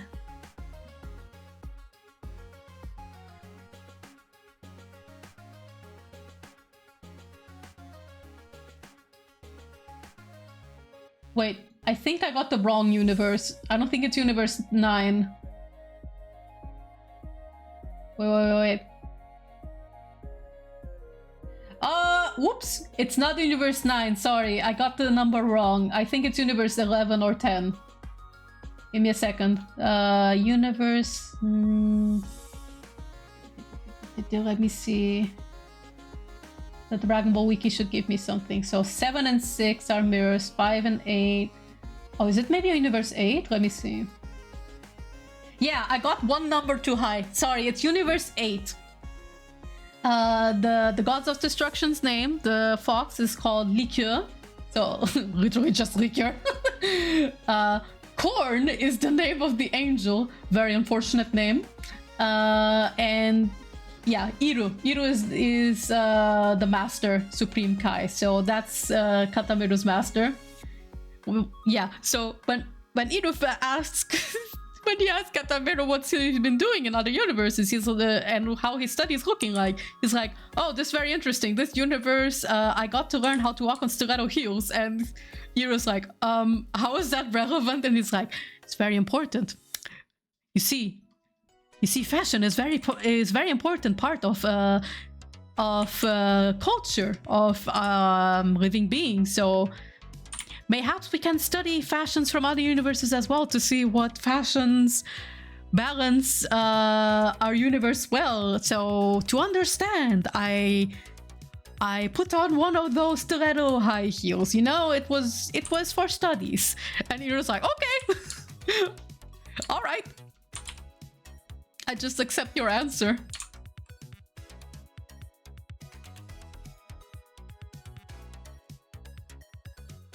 Oh my god, it's 10:30 p.m.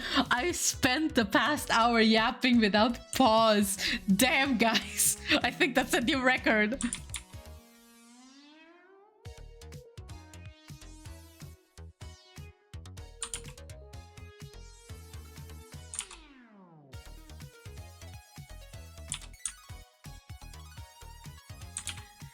Not sure if I'm gonna be finished with this today. There's not that much left to do actually, but still.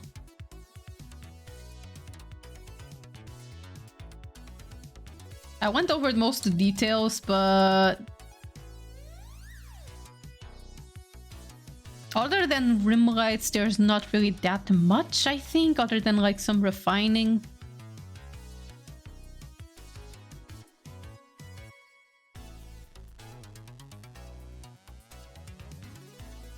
I'm gonna take a little bit of this though.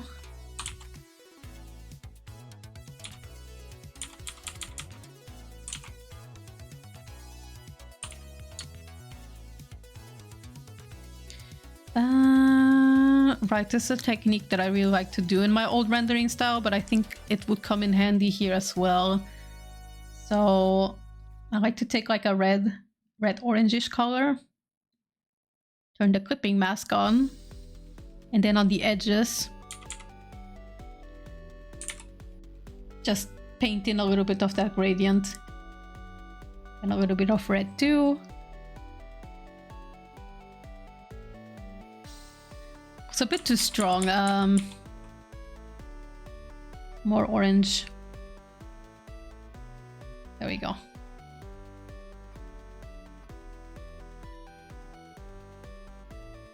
And I'm like this.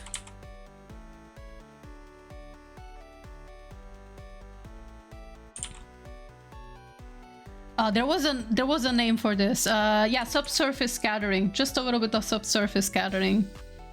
Which technically I should be doing in the main rendering as well. I've only done that a little bit. That's the part I've been struggling a little bit. Oh! Fun Twitch! Hi! Thank you for the follow! Welcome, welcome! Happy Art Tuesday! I've been yapping a lot.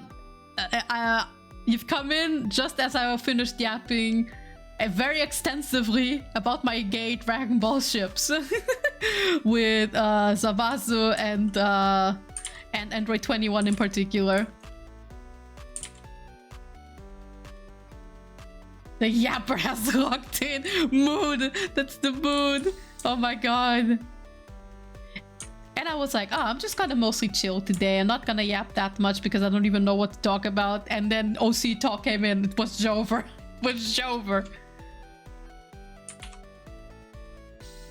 It's so pretty. Thank you. Makes me happy to hear. I want Broly and Taiyun to meet in solidarity.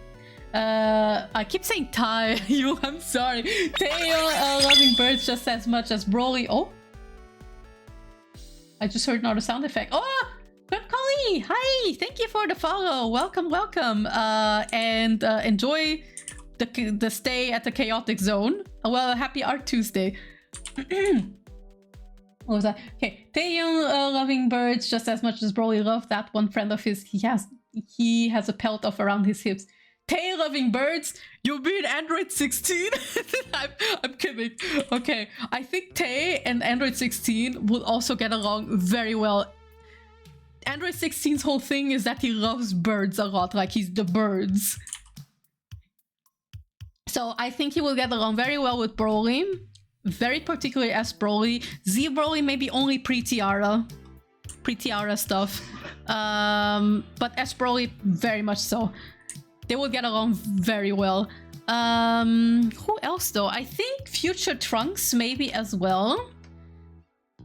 Because I don't know if Trunks shows up in the movie in Super Broly. I think not. But if you've seen anything Super related or like superheroes maybe, the Trunks that is in the present in the where the Broly timeline is, he's more of a rowdy kid. Because he never had like to live through an apocalyptic mass destruction event in the future via androids. He was still a baby. But future Trunks personally is my favorite version of Trunks and like one of my all-time favorite characters. He's kind of the blueprint for my shoulder cut hair fascination. I think it started with this character. Anyway, I think Tay would actually get along very well with future Trunks because he's much more calm. Super future Trunks, I have mixed feelings about. I like that he's a dork, but I don't like his new design at all. I don't like it. And I feel like he doesn't have the cool air like you know, future Trunks had. He's still a dork. Don't get me wrong, it's just that Super leans a little bit too hard in the comedy when it doesn't need to be comedic. But by most part, I think Tay would like Trunks, future Trunks in particular. He could potentially also like Piccolo. I think Piccolo would also be good friends with him because Piccolo is also very, very chill. And he's Piccolo, he's also one of my favorites. Piccolo is the best. Love him. I love so much that superheroes exist because I'm finally happy that Piccolo gets something. And I don't even mean like power-up wise, I just mean like Piccolo just gets spotlight, period.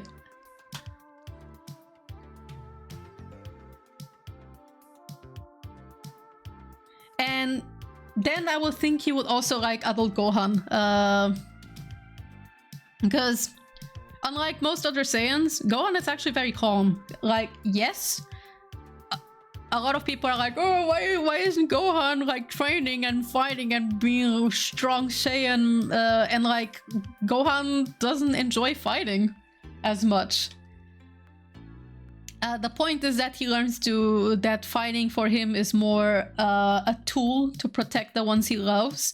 And that's the only reason why he trained. But he doesn't enjoy the act of fighting as much. Like, sports fighting is fine.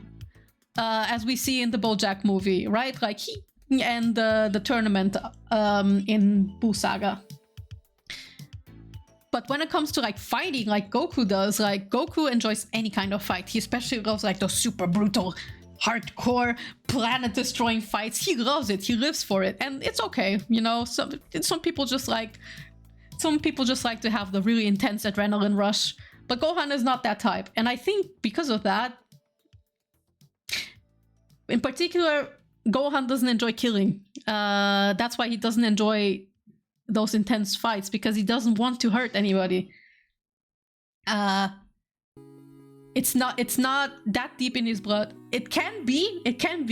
It's when he's off. Oh, Gohan goes off. He goes off. Oh, he has a tendency of getting cocky and really toys with his enemies when he is really pissed off. But other than that, other than those really intense moments, he doesn't enjoy it.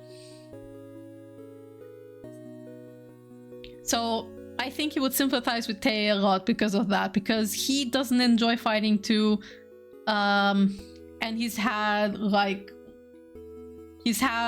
the fate of the world thrown on his shoulders as well. Like, I don't know what Tay's story would be in DBZ, but just from the things that I know about Tay, I think they could also get along very well. Videl is also a sweetheart. I think she would like him as well. Gohan wants to study. Leave me alone. Yes, leave him alone. He just wants to study and learn about bugs. Gohan was always like also a favorite character of mine. I also had like a crush on Gohan when I was younger, a very intense one.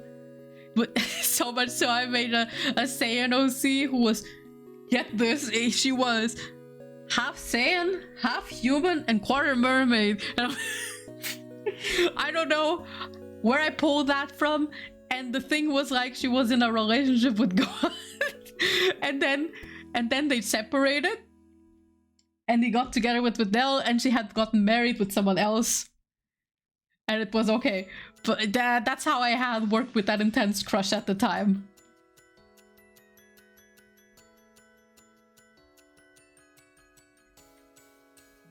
And I very strongly disagree with people who are like, Gohan should be fighting. Yeah, like, yes, I love Mystic Gohan as much as everyone, but it's not in his character to fight others. Like, he just doesn't want to do it.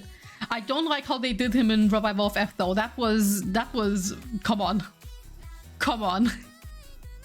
You don't have to spite us like that. Come on. But him in Superheroes was amazing. I love that movie. It was so much fun.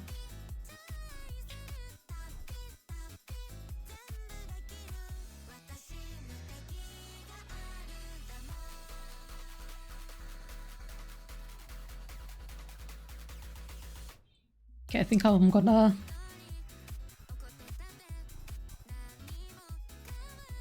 There we go. I want that thick nose. But I'm gonna reference something else. I'm gonna look at my mood board for a second. Do other artists do that particular nose in my mood board here? Right, okay. I'm gonna try doing it in a different color. So, I'm gonna try a very deep reddish purple. Big schnoz! Hi! Hi, Christine, how you doing? Good evening! Happy Art Tuesday! Oh god, I've been yapping at length about ships at the moment, and it was Dragon Ball ships that I have. I have two, and both are gay ships, which I haven't really posted that much about, mostly because one of them I'm still working on the OC, and the other I haven't posted in a few years. But it's one with Android 21, and the other is with Samazu. And I was rambling in length about Katamero and Zamasu because I love me my gay guys. They are such good how do I put this? I don't want to say toxic yaoi because it's not that. LMAO, I'm good. Brain rot, same as you. Hell yeah, let's go. We can brain rot together. The yapping actually helped me focus on finishing up coloring on the Final Fantasy 14 version of Spark. So like, thanks. Woo! Final Fantasy version 14 of Spark. I want to see her later, please. Like, I might go to bed very quickly after stream, but I want to see her. Android 21. Woo! Yes, Android 21. I'm simp. I'm an Android 21 simp. Oh god. Every time I'm playing DBFZ, I'm like, that's my wife. So I made a female Saiyan OC who eventually will get shipped with her, and she calls her Android 21 Ichigo and my berry. The logic behind it, I'll just repeat it again from my yapping earlier, but the logic behind it was you say Niju Ichigo for Android 21 in Japanese, so she will just remove the Niju part and just use Ichigo, and her reasoning for that is Android 21 is pink and you can just take the Ichigo portion from her name, so hence also the my berry, because she looks like a berry. Oh no, that's so cute. Big brain hours. Oh god, I thought about this like at the beginning of the week or last week, and I was rattling here and I was like, god damn, where am I gonna ramble about this? To whom? Basically. Oh, I have a friend who's into Dragon Ball, so I I'm thinking like eyeing the DMs for him, and I'm like, when do I just breach the topic of my lesbian Saiyan girl when her design isn't even finished? I wanted to finish her design, and then I wanted to DM him and be like, hey, Kristen. Hey, Kristen. His name is Kristen Bash, by the way. He's the one who's always doing the Dragon Ball Open Lobby streams with me, so stream veterans know him quite well. So one of these days I just want to slide at these DMs and be like, I finished my lesbian Saiyan OC, Kristen. Slides into DMs like, hey, so what if lesbians? Yeah! Sometimes you just want to slide into people's DM and be like, hey, so how about some lesbians? Speaking of lesbians, I have mentioned this in a previous stream. I think you've heard it, Christine. Have I mentioned that I was this close to making an OC to ship with Reina, who was gonna be Reina's girlfriend in Yakuza, but then Yakuza 1 happened. And like, okay, so here's the thing. In the beginning, when I played Yakuza 0, I actually shipped Nishiki and Reina hardcore because I was like, oh, their chemistry is amazing. And then we started Yakuza Kiwami 1 and I was like, God damn it, they sunk my ship. So I was like, and I've been simping Reina since like Yakuza 0. I see her and I'm on my knees. I was like, ma'am. So when I kept telling people the story about when people ask me, oh, do you have a Yakuza husband? This is pre-Yamai, by the way. And I was always like, none of them are my husband. And they're like, Saiji was close, Tachibana as well, but none of them really do it for me. But the women, and women means Reina and Shonhi, in particular, and Miss Tatsu. Those three. But Reina simping was strong enough that I was always constantly like, oh, woman. But because I liked her chemistry with Nishiki so much, I was like, okay, I'm gonna let her be. And then the beginning of Kiwami 1 happens, and I'm like, okay, I'm bringing the girlfriend back. But then I continued playing Kiwami 1, right? And then stuff happened, and I was like, oh, damn it. Damn it. I want Reina to kiss her sapphic girlfriend, which I haven't even started designing or thinking about yet, but I had thought about her. I thought about making her kind of like Celine with my KOF OC. Like short hair, big bomber jacket, and stuff like that. Maybe she'd be like in a biking gang and drops into Serena, and that's how she meets Reina. That's the name of the bar, right? It's Serena, right? New Serena. I hope I'm not remembering it wrong. Meets Reina and they get like acquainted via drinks, and sometime maybe there could be something like a biking date, like she's just blasting through Kamurocho and happens to come across Reina, and she's like, do you want a lift? And they go on a bike ride, and Reina's like, wow, I think I kind of like this woman. Real-time lesbian Yakuza cooking. Let's go. Anyway, at the time I had scrapped the idea because I was like, well, Reina's dead, how am I gonna do this anyway? But you know what? AUs are a thing. AUs are a thing. I can think of something. I'll think of something. And maybe in canon it's like a short-lived relationship. Because she's like, maybe she has to go to jail or move away. I don't know. And contact eventually falls out in canon or something. And then they were gonna reconnect, and then Reina dies, and it's tragic and sad. But in AUs, they can be together. They can be lesbians together.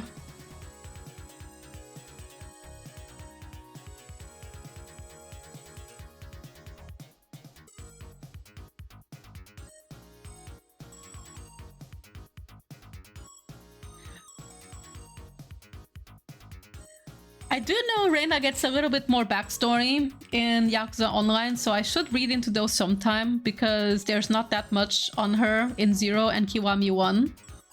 Like, most that we get from her is that she is in love with Nishiki, and, well, it doesn't go well. It doesn't go well, and I like how proactive she is in 0, actually. Like, the time where Majima and Nishiki fight, and Nishiki is refusing to tell where the information that Majima knows. I just realized I'm technically spoiling 0. Jesus, I'm so sorry. Anyway, she comes in.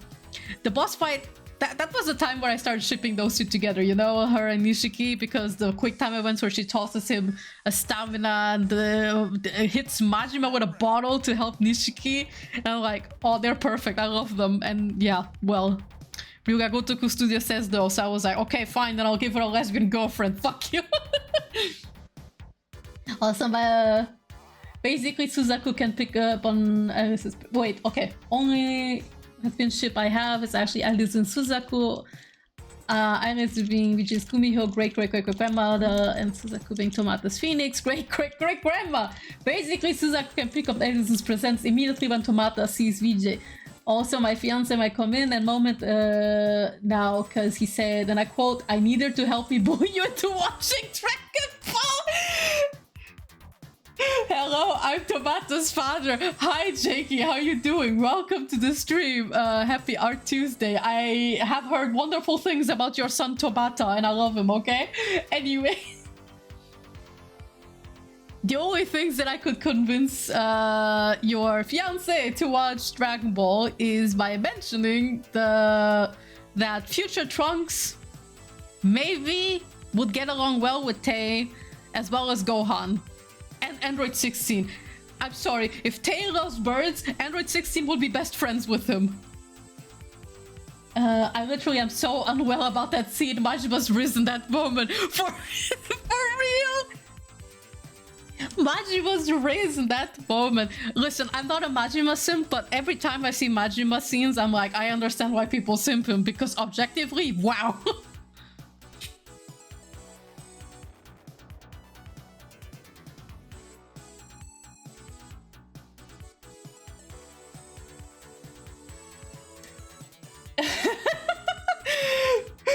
Fiance's in the chat. I love this. Is so cute.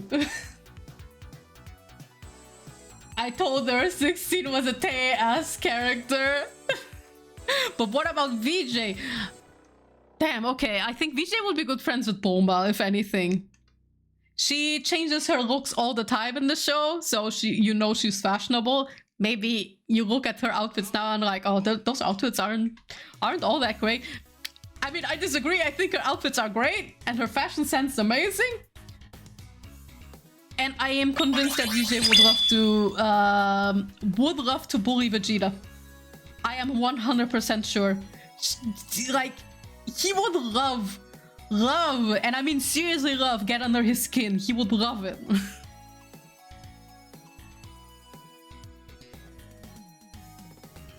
Objectively, it's the correct thing to do. Yes, I'm glad you agree. Oh my god. Oh my god, I remember when I told my boyfriend's sister that I finally have a Yakuza man that I simp, and it's Yamai. And I think she was like, oh my god, what took you so long? Because she's also Majima simp. And she was like, listen, for you not to simp Majima, there's something wrong there. I was like, maybe there is.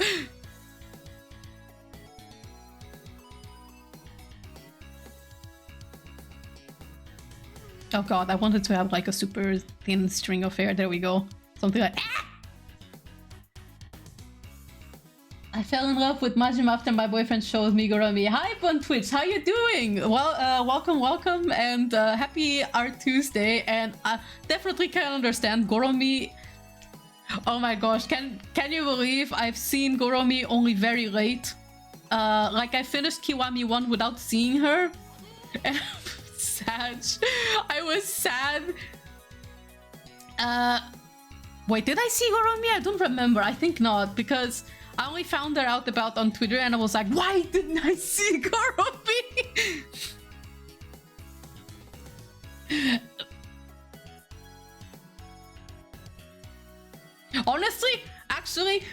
if you ever think about getting into Yakuza, VJ and Goromi, I'm only saying those two. VJ and Goromi will get along fantastically.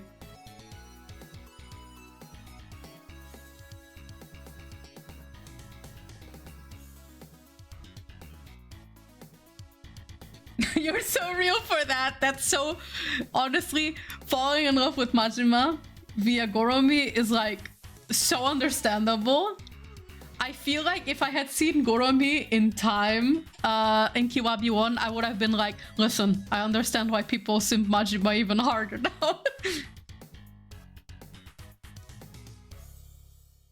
It's kind of funny because I did mention that Tachibana and Saejima were kind of close, like super close to almost reaching potential husband territory.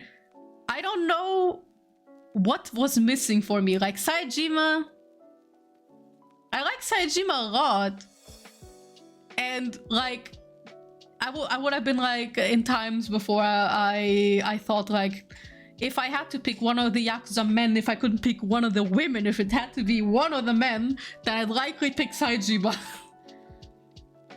Because he's a big, strong, soft, swole man, but I was like, damn, but he's not quite there yet for me. Something is missing. Tachibana was close because he's kinda coded like some of my favorite characters, just a little bit. The car scene where he gets Kiryu, I was like, lowers my glasses, like, oh. Oh, okay, but it didn't get there. There was something missing still, and I was like, oh, okay, he's close, but not as close as Saejima. Saijima's closer to the husband territory line than Tachibana is, just so we're clear. And I had made peace, okay, that I'll never ever ever have a Yakuza man to simp over. I was fine with just simping the ladies. In particular, ladies are Reina and Shonhee. And then, it's like Ryuga Gotoku Studios heard me. It's like they heard me. And they walked into a meeting room, crossed arms and everything, and they were like, we gotta make a Yakuza man that Yuppie can simp. So they first made Tsukumo, who is... not quite there. I think if he had a mustache, I'd be gone. But in personality, he's not quite boyfriend coded, but he goes that direction. And I was like, a valiant attempt, but that didn't work. Tsukubo is more like buddy territory for me, but he's very cute. So, valiant attempt, I think he would be like somewhere close to the line where Tachibana is, if we had like a diagram like so, you know, and over here, you need to be over here to be simpable territory for me. Saiji was like somewhere here or here. Tachibana is here, and Tsukumo is somewhere here. Anyway, it didn't work. So comes in Infinite Wealth, and they toss the Yabai trailer out, and I'm like, nah, just because you made a man like that, you can't get me. It's not enough. It's not enough. You can't get me just because he has a mustache, shoulder-length hair, a beard, fantastic costume and personality, and is voiced by Takehito Koyazu. You can't get me. Takehito Koyazu is not even like a voice actor that I go for. My favorite seiyus are Norio Wakamoto, and Norio Wakamoto doesn't really get to simp territory for me in terms of voice. Like, all my husbandos have voice actors who are not very frequent, except like Rui's voice actor. But Rui tends, his voice actor tends to voice like softer characters.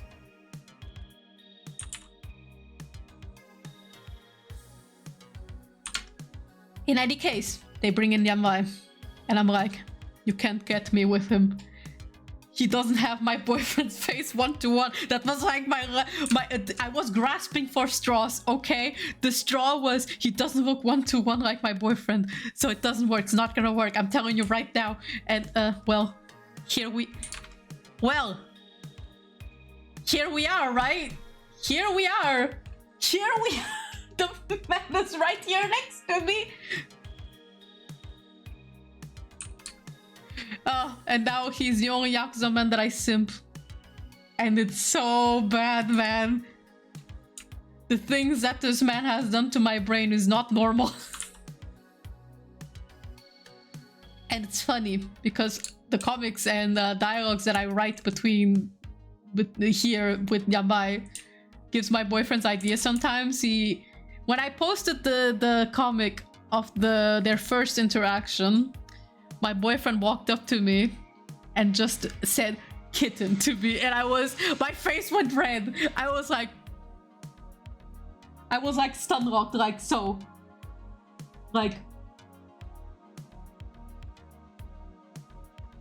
just in silence, just staring at him like I was on my knees, and now he keeps saying that, and oh my god, it gets me. And like, okay, I know the whole Discord kitten meme exists. I only knew after I already established that point, but I already had gotten too attached to the nickname to dispose of it, especially because, listen, I just could hear it in my brain, like it would rattle in my brain, out on my ears. I could listen Takehito Koyasu saying Koneko-chan, and I was like, I need it. I need it.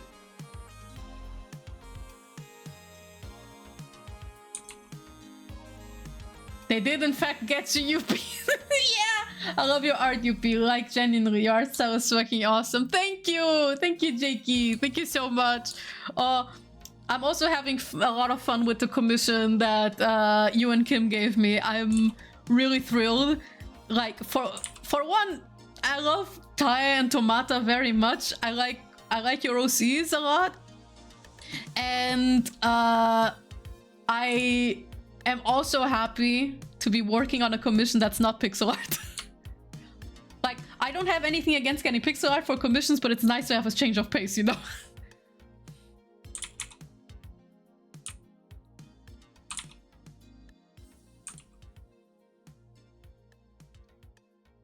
You absolutely flabbergasted. You can't get me, RGG, as you're vibrating. Yeah, for real. For real. Did I mention that there is a part I literally texted one of my closest friends because I was like, I can't believe they did this to me.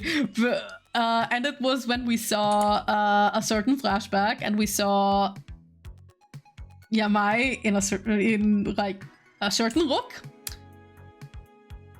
and it got me really good. You know why? Chat, you know why that got me really good? Without showing, I won't show because I can't. I don't want to spoil anybody for Infinite Wealth. But I'll just put it like this. The way Yamai looks in that flashback. 1-for-1 how my boyfriend looked like in a wedding we were invited to. 1-for-1! 1-for-1! Color, clothes, hairstyle, everything. The fact that the shirt was tucked in the pants was also 1-for-1. And I was like, my boyfriend saw my reaction live. I was like stun locked, and I looked at him and he looked at me and he was like, are you okay? And I was like, babe, he looks just like you. And it was Jover. It was officially Jover then. And I wrote this one friend of mine, this one very, very close friend, like they're like family to me. He's like family to me, and I just wrote him, I can't believe they did this to me. And then I quoted the text that I sent him, that I was saying, yeah, Yamai is like maybe getting close to the simping zone, but... And then I was like, wouldn't it be funny if they somehow showed Yamai in an outfit that was exactly like my boyfriend's, and then literally quoted that text. It was literally like 1 or 2 days later, and was like, so guess what they did? And then he told me like, shit, you have to copyright that character. I'm like, maybe I might.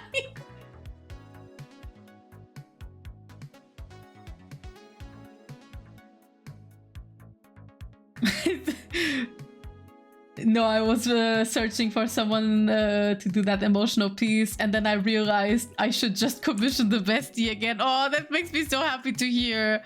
I'm happy you like commissioning me. It makes me so happy when I get to draw friends Zosies.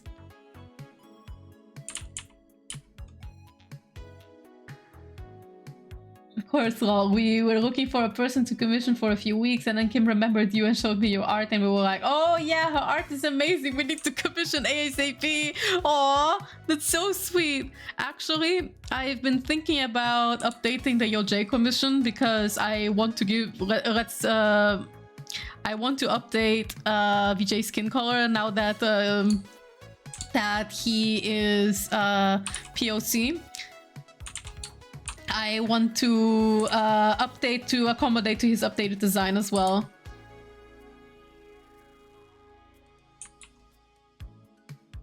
I said a no word because Twitch is silly. Wait. The Autobot didn't show me. Oh, I think Twitch immediately deleted that because it's not showing on my feed. Damn, that sucks. Twitch, don't be like that. Seeing a clip from Yakuza 7 of Namba, he quickly stole my heart. Namba is such a good character. I cherish him deeply. Like, in a platonic way.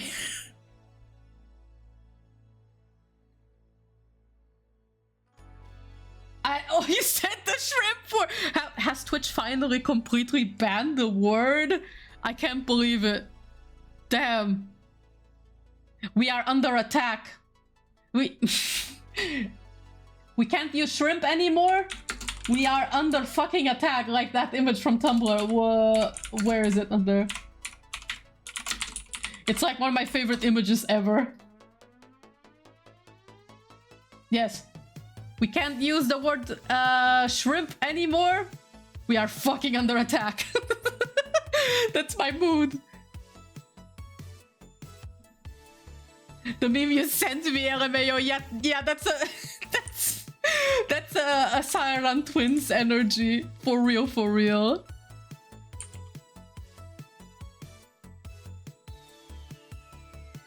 Saw it here first, Fox. Yeah. Oh man.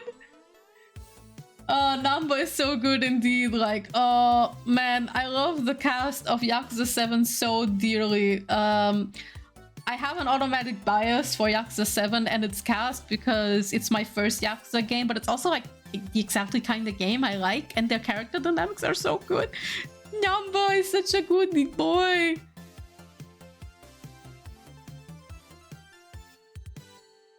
I never understood why Namba is kind of unpopular and was like, why?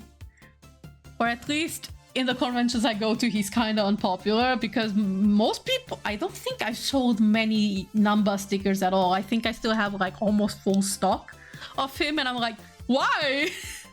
Please buy him. Please. I made him do the pigeon raid too.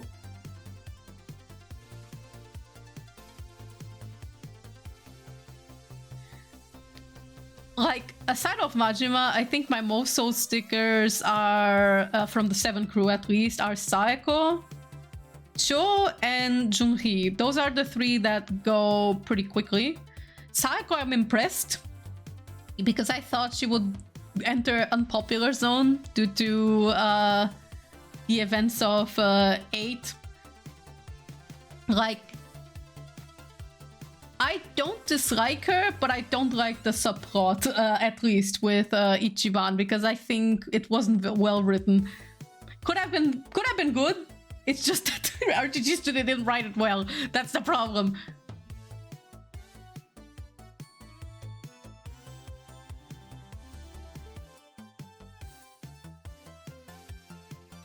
Hard agree. Yeah, I think that's the common consensus for the majority of us, that most of us didn't enjoy the Saeko and Ichiban subplot because it just came out of nowhere. Like, yes, I know in the promotional video for 7 many years ago, they were like dating. Technically. But like, the characters weren't developed yet.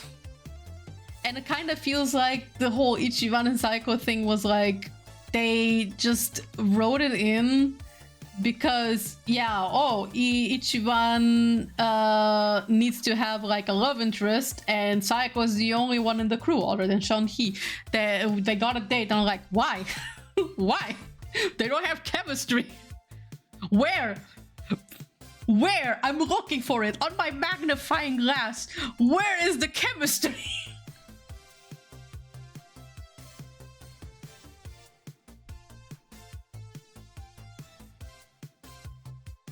Also, all this media that had guys having better fleshed out relationships with other guys than with the women. Yeah, that's what I'm saying. And when they do have good relationships with women, it's usually Majimako. It's usually Majima and Makoto. Which we all know how it ends. And... oh, there was another one that I thought was relatively good. Yeah, well, I did admit that I shipped Nishiki and Reina pretty hard due to their chemistry in Zero. But like, they're not necessarily well written. I just thought that their interactions were very cute, and I was like, oh, they would make a cute couple. But yeah, Kiwami 1 happened, and I was like, okay, no. No. Let me see, what else can I add here? What else can I touch up? Have the lightning. Kind of want to update the cheeks here a bit.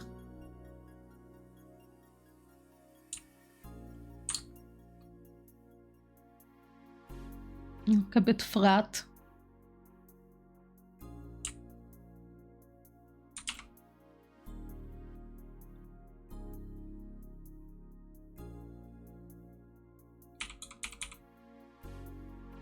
So I'm looking at gay ships like Nam and Cho are right there, Ichiban. Yeah! That's literally how I think. I'm like, man, okay, look, I am, even though it doesn't look like it, I am a hardcore Ichinan shipper. I love them together very much. I was like, they should be married. Cho and Ichi are also extremely good. I also really like the ship.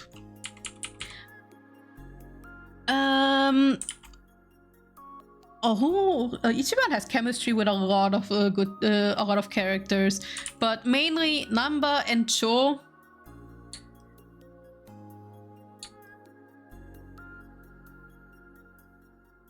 I've been seeing a lot of Ichiban and Kiryu lately, though. I get where it comes from, though.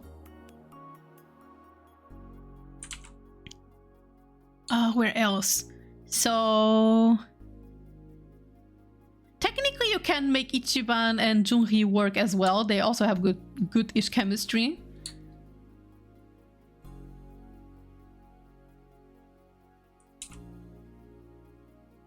And of course, two more popular ships would be Eiji and Ichiban.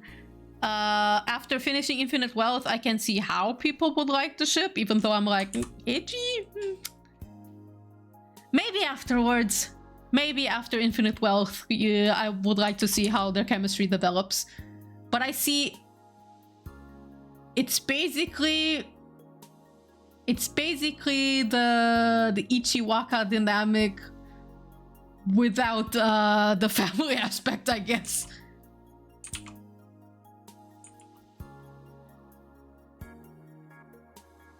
And yeah, Ichiwaka is also a ship that I see a lot with Ichi, but those two I don't really see as a pairing. I see more like just family. And I almost feel like that Eiji kind of fulfills that role for a lot of people.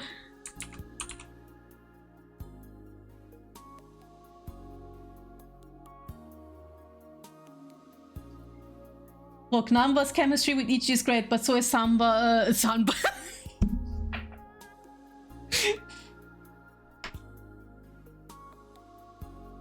Sorry. I meant to say Namba, not Samba. Wow, my favorite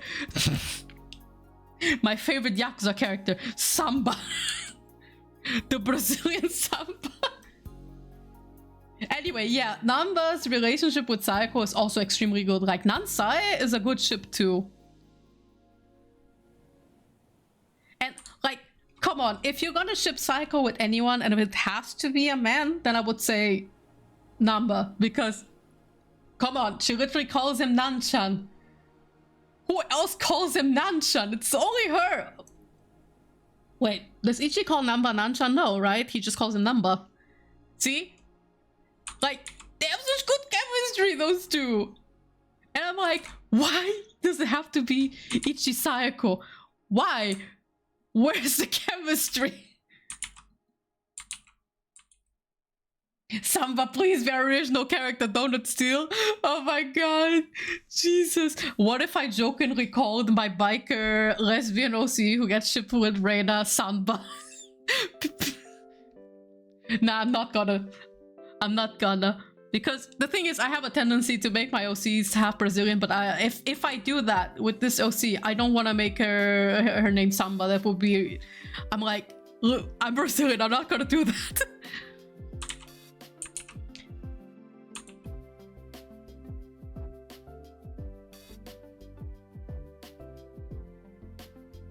I'm def giving Tomata some type of Saiyan lineage, but VJ and Tei can have their own powers and key and forms. They could! Yeah, I mean, you can even work with the different universes, because there's like, how many in total again? 12? And even if just within the confines of Universe 7, you can work with anything, really. Like, what other form, like, species had powered up form? Well, technically Namekians have powered up forms now, but I can picture them as Namekians, to be honest.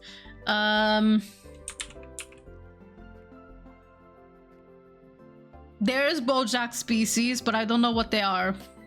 But technically you can make like a pseudo Saiyan species as well, who are humanoid. It's like free real estate. Die to death! Sentence to death! Great Ecorazer is the death! Thank you, Dlanor, my beloved, my baby girl. Dlanor. The day I yap about Umineko on an art stream, I'm so sorry in advance. I know I have dedicated Umineko streams, but listen, Umineko is... I could eat my phone right now. Show him your Zamasu ship. Okay, hold on. I'll pull it up again. The old picture. This one. There they are, my gay Kais. On the left is Katameru. He's my OC. And this is Zamasu from Dragon Ball. And I really love this picture. It's like, I've drawn it 2018 and I still really love it. I told Kim the lore, she can timestamp the VOD later and you can catch up to it. Zamasu is one of my favorite DBZ villains. I'm happy to hear because I really like Zamasu as well. He's one of the few things that I like from Super. Like, I'm not really a big fan of Super. I don't dislike it, but often I'm like, was this show even necessary? And the biggest inside joke between me and a lot of friends is that I absolutely detest Jiren. I don't like him. I'm sorry. I'm sorry, Jiren enjoyers. I can't take the character seriously.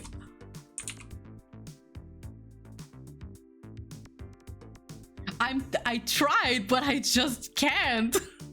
If you like Jiren, I'm happy for you, but I'm sorry, he's just not a character I like. I was like, I could... Every time Jiren was on screen, I was like, I feel like I'm watching a DeviantArt roleplay and Jiren is the godmother OC who is like, you have half an episode of Vegeta blowing him up with everything possible, with all the beams on Earth, and Jiren just walks through it, and then he's like, and then that I walk through your beams and shockwaves like it's nothing. I punch the air and it makes a shockwave so strong that it instantly defeats you. That's literally how Jiren is like. I'm 100% sure that's how the script room was like. Back to Yakuza though. Back to Yakuza though.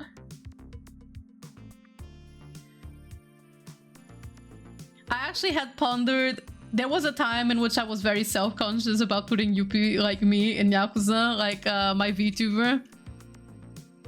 And I was like, man, her name is kind of silly. Like, can you imagine you kiss a girl under the starlit moon, starlit sky on a beautiful love-hearted moment, and then you're just like, Yuppie.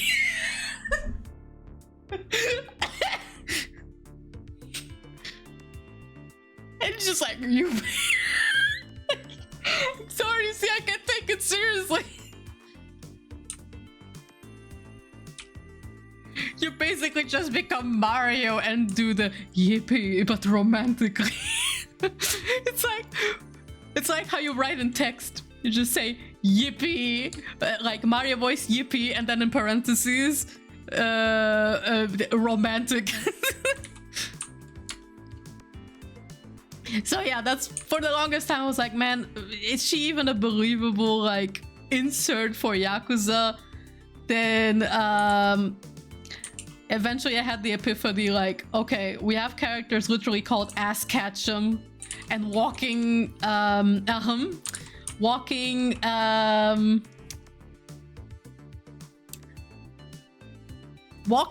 rock hard, let's put it that way. And similar characters, I was like, come on, Yuppie is not that out there. But for a while I was like, if I need to make a legit Yakuza OC to take Yuppie's place, which won't happen anymore because I am now content with her. The musings that I had was make an OC who lived in the same soapland as Ichiban, like a daughter who was raised by one of the hostesses. So no, not hostesses, how do you call it? The ladies from the soapland, I guess.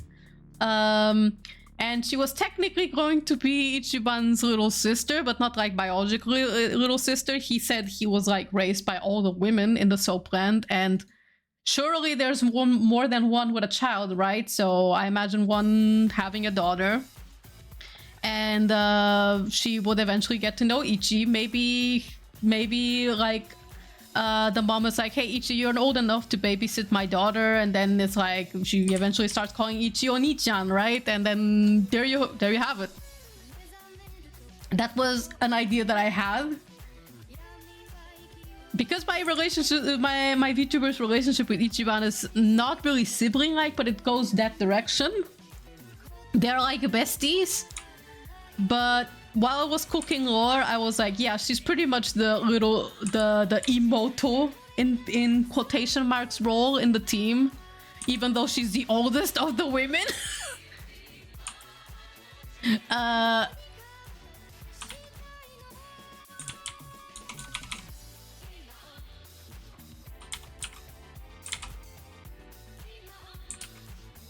So that's where that idea came from, but then I was like, nah, she's fine. But maybe I could revisit that idea. Maybe I can make that into the girlfriend OC for Reina. Like, maybe eventually with time she joins a biker gang.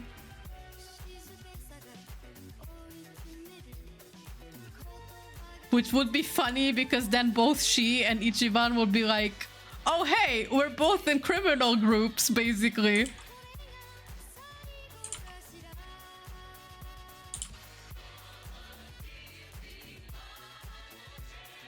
Actually, you know what? I think I'll take that idea to make that into Reina's girlfriend.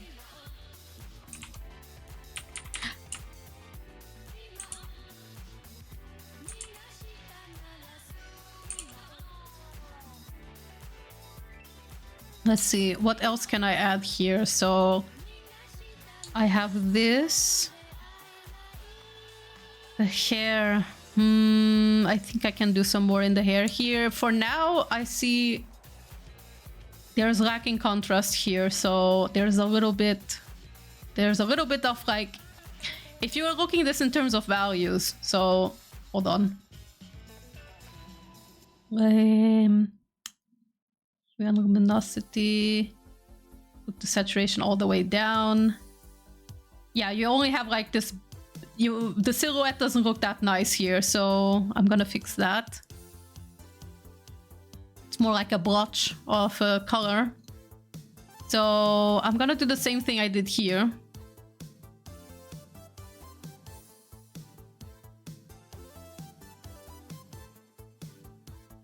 But I don't wanna...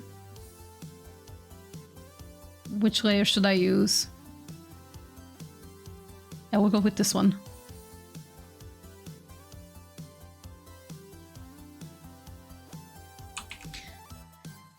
Me with Noel, to be quite honest. Oh man, Yakuza characters and inserting characters is so... It made me really nervous at first because I don't know how the community is like at all. So I was like, is it like DeviantArt or Tumblr critic blog level, or are they more generous? Or I didn't know. I didn't know what to expect. And that's why I was like, I don't know. Alrighty, let me stop being bad and get back to being a good employee. Have fun, everyone. Have fun as well. I hope work works well for you. Thank you for stopping by, Jakey, and thank you for spending some time with us. Also, like, it's mostly the real world, so of course there are different types of people. So yeah, that's true. That's very true. Like, the excuse I had for my VTuber was gonna be like, for her name, was like a trivia line in which I just write, it's debatable if Yuppie is her real name, but nobody asks. Nobody asks. And that Yagami may know what her actual legal document name is, but chooses to ignore it. But then I was like, nah, I won't include that at all. Just let her name be the way it is.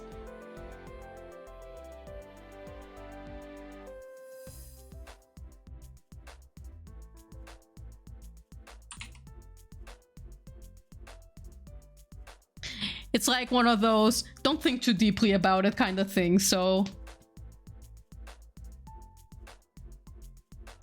I love a teaching moment.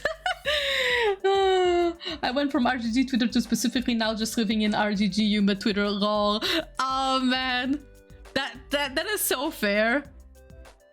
I'm very nervous interacting with newer communities, and I'm a bit too shy. And I'm always scared of if I'm gonna step on someone's toes or not, which is why when I'm entering new communities, regardless which ones they are, I'm always like, I prefer if people approach me instead.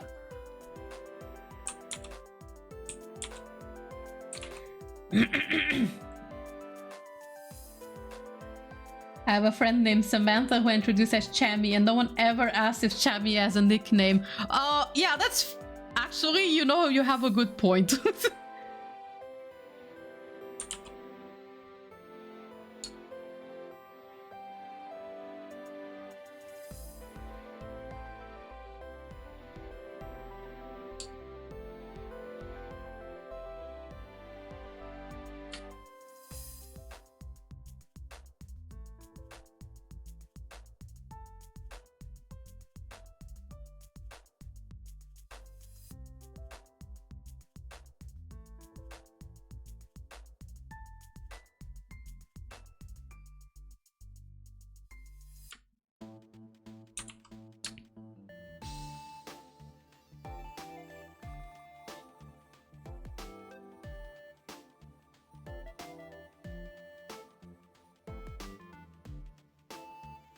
But gosh, yeah, I had to. Oops, I accidentally exited my shortcuts menu on Stream Deck. There we go. Yeah, I was very shy at first, but then I saw the reception that some of my stuff got on Twitter, and I felt relieved. I was like, oh, thank fuck, thank God. No trouble thus far. No trouble or no grief or whatever.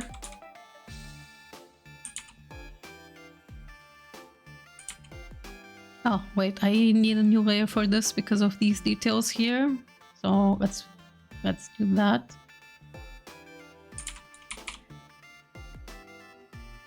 Okay, I think the only thing I might want to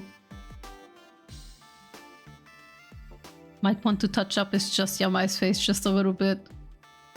But for most part, I think I have the main rendering done because I'm like, what else is there?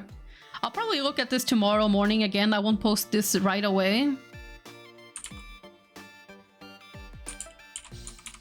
Because usually with me, it's like when I'm in the zone for something with art, if I don't draw, if I draw on a certain piece for quite long, sometimes some mistakes I will only notice later. So that's why I'm like, okay, I might consider this finished tonight, but I want to look over it with fresh eyes tomorrow to see if there's anything else for me to fix when I finish this one up. Let me see. Do I soft light this or do I...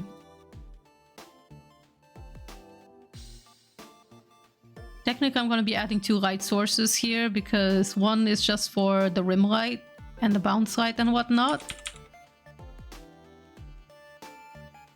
And the other light is going to be for the light source. Almost like a gold yellow color. And we're going to go over like this.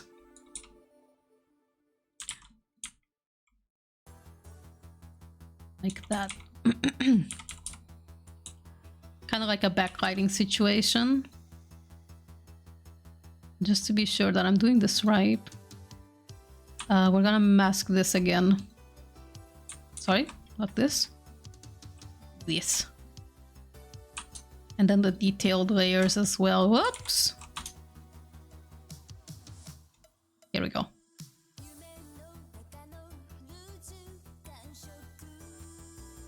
This is a bit too white. We don't want that. Okay, this is way too intense. Jeez. Okay.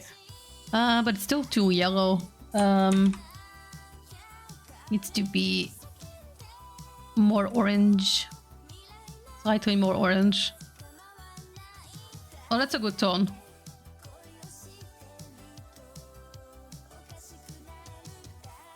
Okay, we're gonna... Okay, it's kind of like a brownish color here. Then add glow.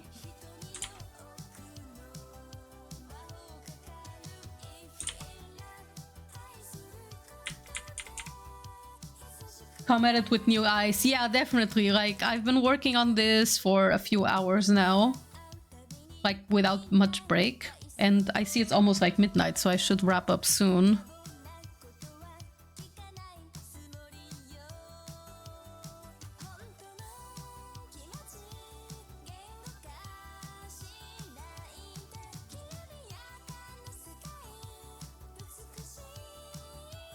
My rendering will always remain so inconsistent. It's incredible. Like, I'm trying to reach a mid-level of painting, but cell shade the retros enough, you know what I mean? Like, still being able to invoke a bit of the retro feel. And most of my analysis from my mood board is like, okay, most of it is because the style and rendering in itself is partially cel-shaded logic, but with a bit of painting.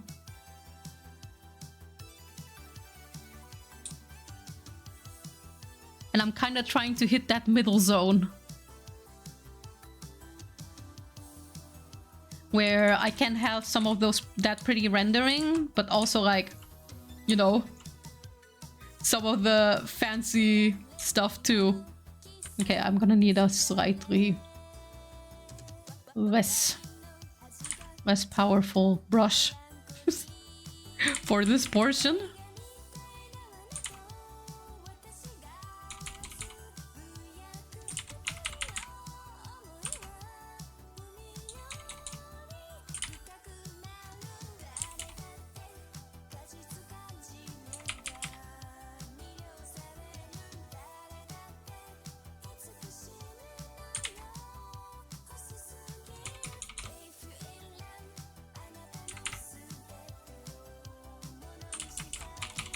Oh, not that strong. Come on. Work with me here, brush. Thank you.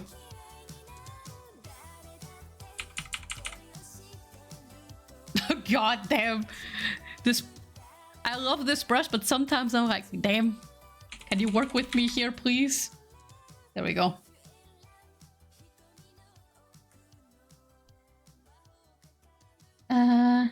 I need to see like a character, like I know I want to try a series, so I feel like I need to see a character I would like in Yakuza.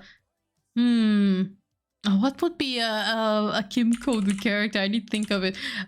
Basically, okay, tell me what kind of characters you like. So I know you like Law a lot in One Piece. I know you like Yo a lot, of course. Then characters who are Tei coded, right? Or coded after your OCs. Let me see.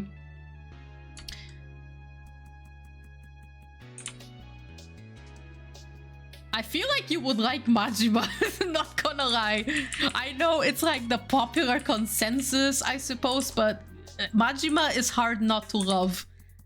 Like, I don't simp the man, but he's one of my favorite characters because he's just so good. And like, Goromi exists.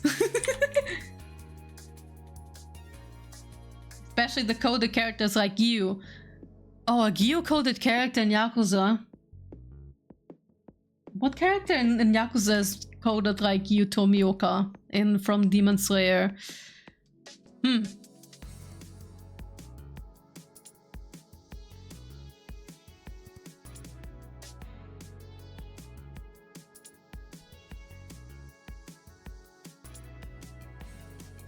I'm kind of tending towards judgment characters for a Gyu coded character, but I'm not sure.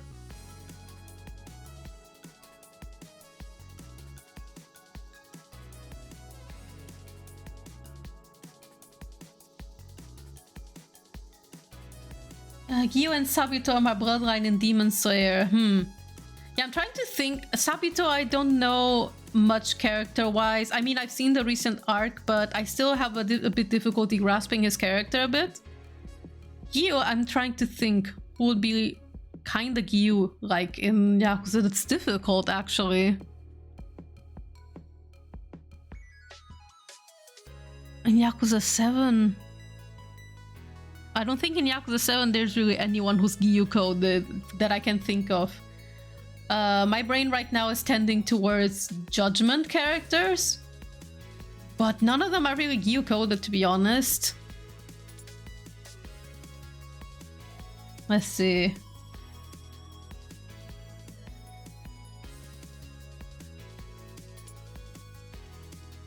Well, technically, you have a Chika coded character in Chitose in the Infinite Wealth, right? I mean, she's not very Chika coded, I suppose, but it's the same voice actress. But okay, no. Let me see. Who he have?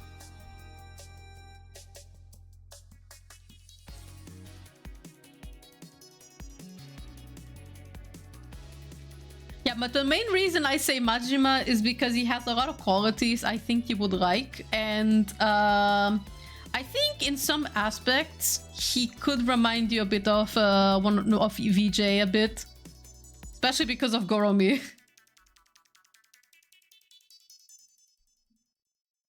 But Cho, I think you like Cho. Cho is more, I think he's more VJ coded as well. But But if I were to think of a character who's more Tei-coded in Yakuza, I would have to think a bit deeper.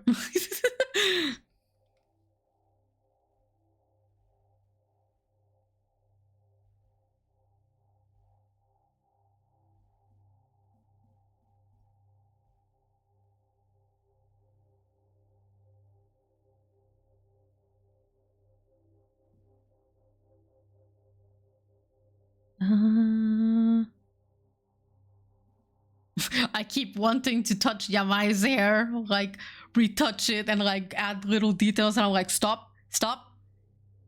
Yamete-kura, stop. Let the hair go. But I can't stop.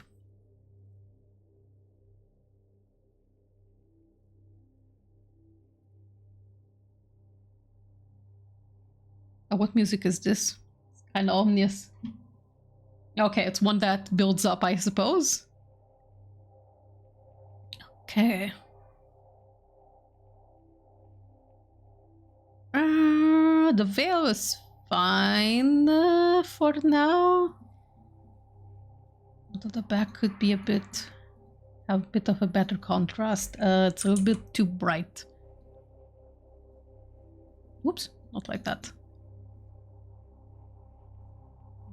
Orange, pinkish.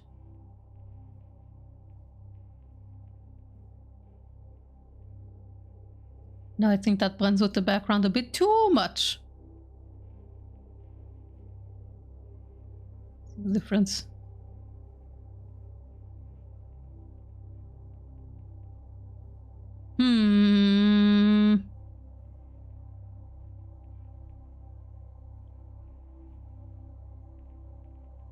I think this could work because the main attention of the pic is like here.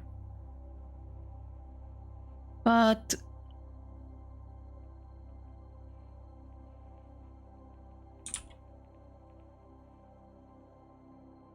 like this. I will adjust the veil line art a little bit so that it's not so strong. Because this part is the main draw of the pic, so I want to decrease the contrast here a bit. So this here. No! Don't zoom in like that. Thank you.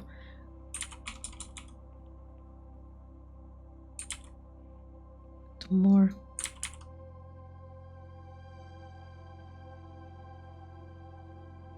And then here. A bit, just a bit, not that much. Still need to be able to see where the veil is. But here we can adjust a bit. Here as well.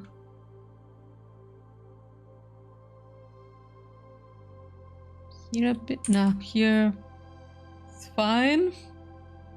And here it's mostly fine as well.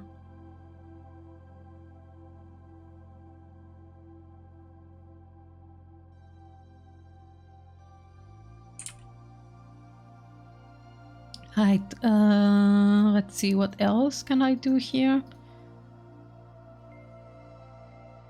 I think I want the veil to be more yellowish. If I can do that. Overlay.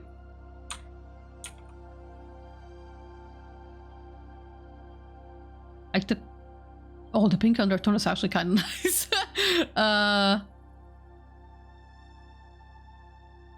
Kind of like that, I guess.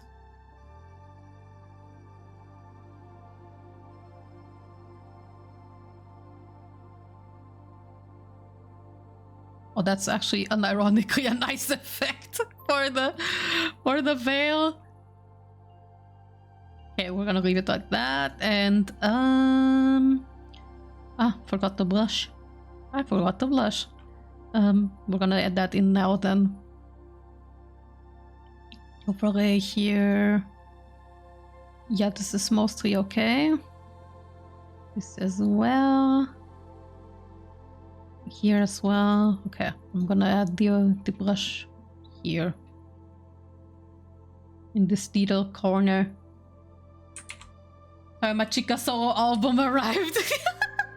Oh, so fair. I was stuck in ad hell for a bit. I don't know what we said. I just want to say Shinada also exists. Right, Shinada is also a character that exists. He's so good. I miss him. I hope he's eating well. Yamete Kura stop. Oh my god. Yeah, listen. Sometimes my brain just farts like that and remembers those old lines from Tumblr. Like, I remember that list to this day of how to speak Japanese properly or what it is, and then you had stuff like Yamete Kura stop, Ohio morning or something. Then you had stuff like what did we also have? We had so many good things. I think one of my favorites was, aside of Yamete Kura stop, was Chotto a minute. Chotto a minute. I actually still say that. Sometimes I'm like Chotto a minute and then I just leave.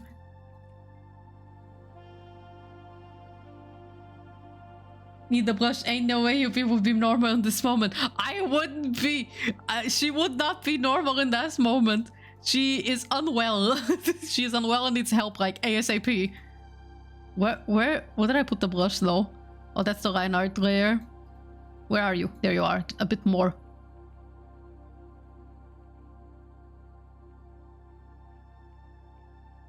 Yeah, that works for now. I love Chotto a minute. It's very good. Yes, it's so easy. It rolls off the tongue like Chotto a minute. Oh, God. Yamete Kura stop is also one of my favorites. Just damn.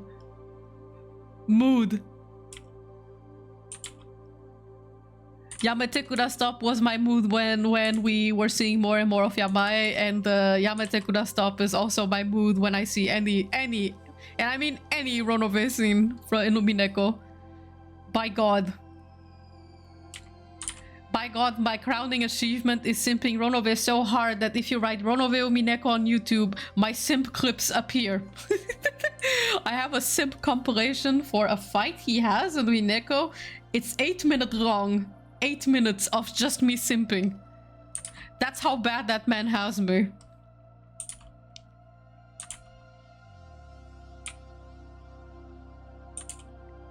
Everyone is lucky that I cannot play Yakuza on stream. I mean, I can. I am planning a Yakuza 7 replay at some point, and I still need to finish my Yakuza 0 replay on stream. But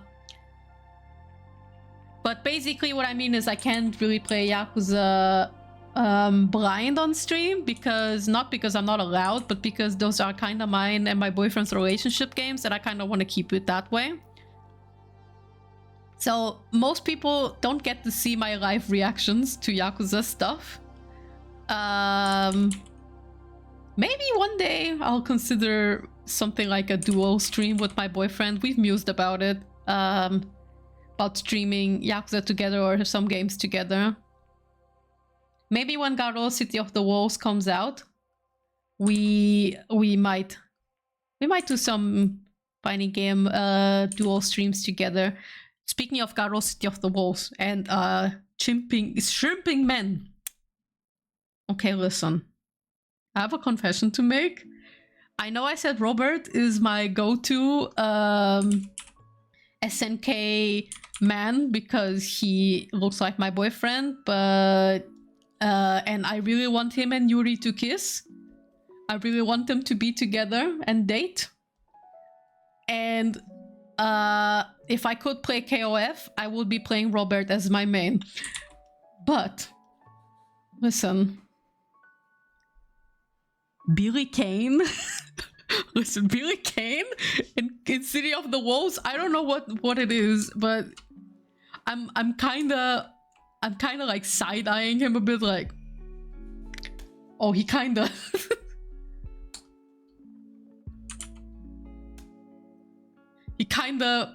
his glow up is looking pretty good, actually.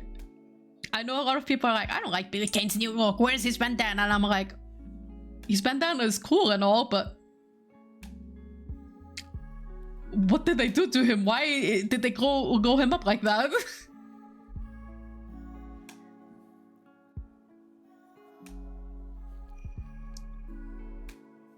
I'm just, I'm gonna pull up a picture of Billy Kane.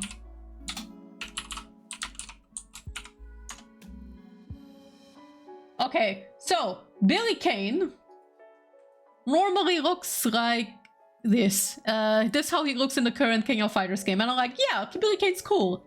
Cool character. He's funny. And, he's in Geeze's team. And he's a cool character. But that's all I think, right? Well. Then they brought him like this in City of the Wolves, and I'm like, oh, he do be kinda. He do be kinda. And I'm like, god damn. And normally, okay, I normally really don't like buzz cuts. I really don't. And don't know what it is. Something about it is just appealing to me.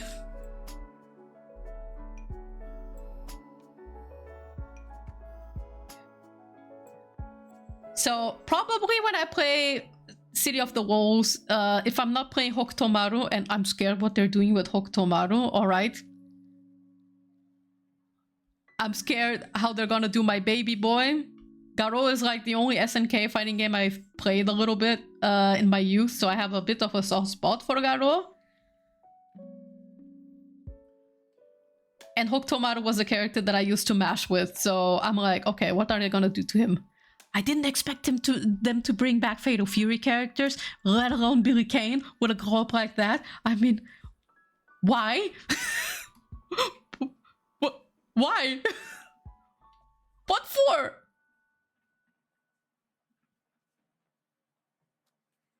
And I'm over here thinking, please God, they need to bring a Robert-like character in City of the Wolves. Please, help.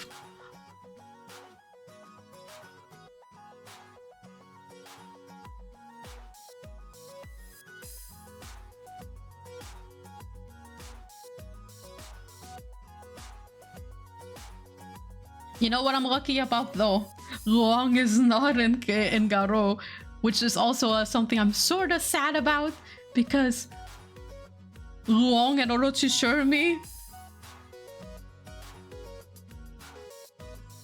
Luong and Orochi Shermie get me on my knees.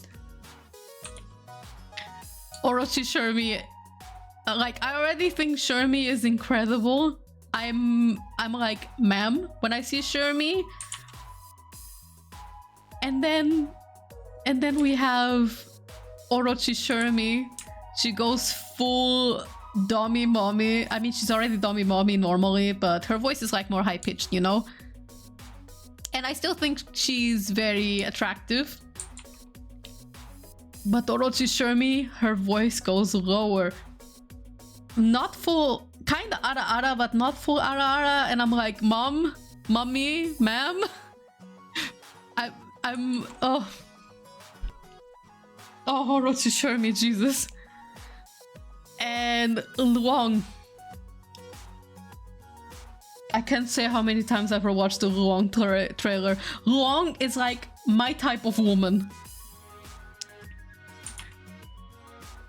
And she's not in City of the Wolves. On one hand, I'm like, phew, I'm not gonna simp too hard in locals. But on the other hand, I'm like, damn, my wife is not in the game.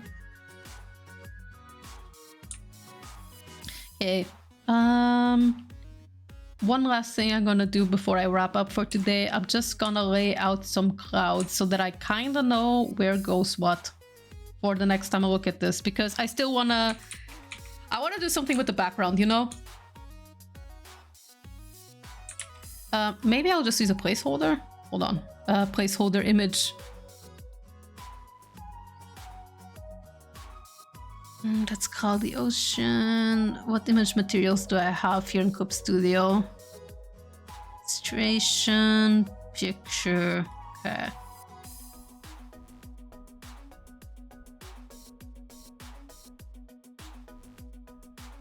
Oh, there used to be like a sunset picture. I'm trying to see where it is. I just want it as a placeholder for now because I'm starting to get sleepy, so don't want to really design the whole background. Is it the manga material? Maybe? No, that's balloons, signs, sound effect. It then should be in images. Image material, or did Clip Studio update their library so that it isn't there anymore? That would suck because that sunset picture is like one of the most used assets. Otherwise, I'll just have to color gradient the cloud background. More image material, more brushes. I downloaded so much in Clip Studio, it's in Unreal, okay? It's Unreal. Okay, then it'll have to be the cloud picture.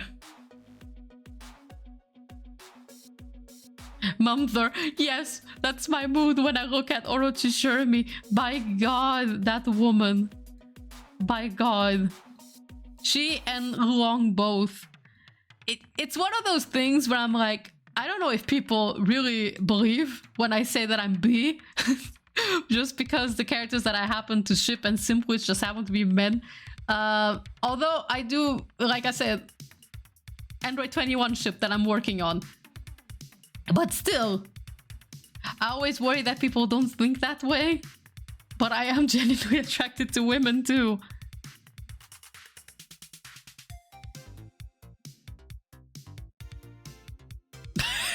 That looks kinda like a 2000s picture, you know, when you just edit out the background out of a CG and put it elsewhere. Kind of what it's look like right now. Close enough. Okay, I'm gonna have to gradient light this. There are no two ways about it.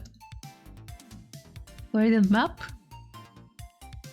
I should have sunset fitting. Well, not this. There's not enough pink here.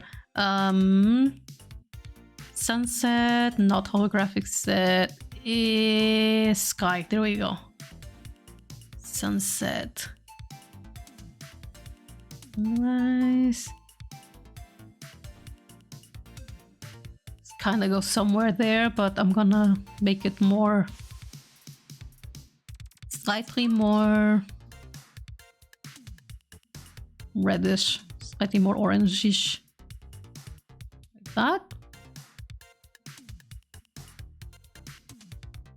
Oh, the part that's kind of annoying me right now is the fact that the clouds in the back, they are the parts that I would like them to be more purple, but because the values of the floor or the sea or whatever are so dark, it's not recognizing it as the darkest hue. And if I go farther, we reach a problem. Okay. I guess this will do. Color. This still kind of looks like a 2000s picture. I'm dying. Oh my God. There needs to be more orange here. Okay, I'm gonna leave it like this for now. And I'll continue working on this tomorrow.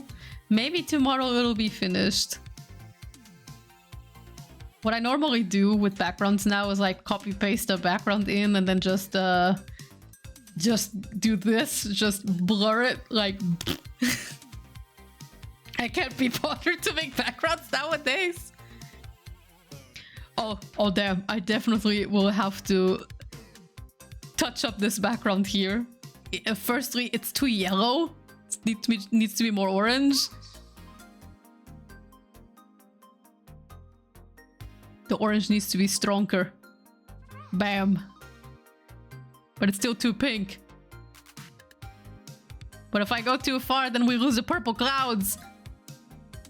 Damn. Yeah, I'm gonna touch this up tomorrow.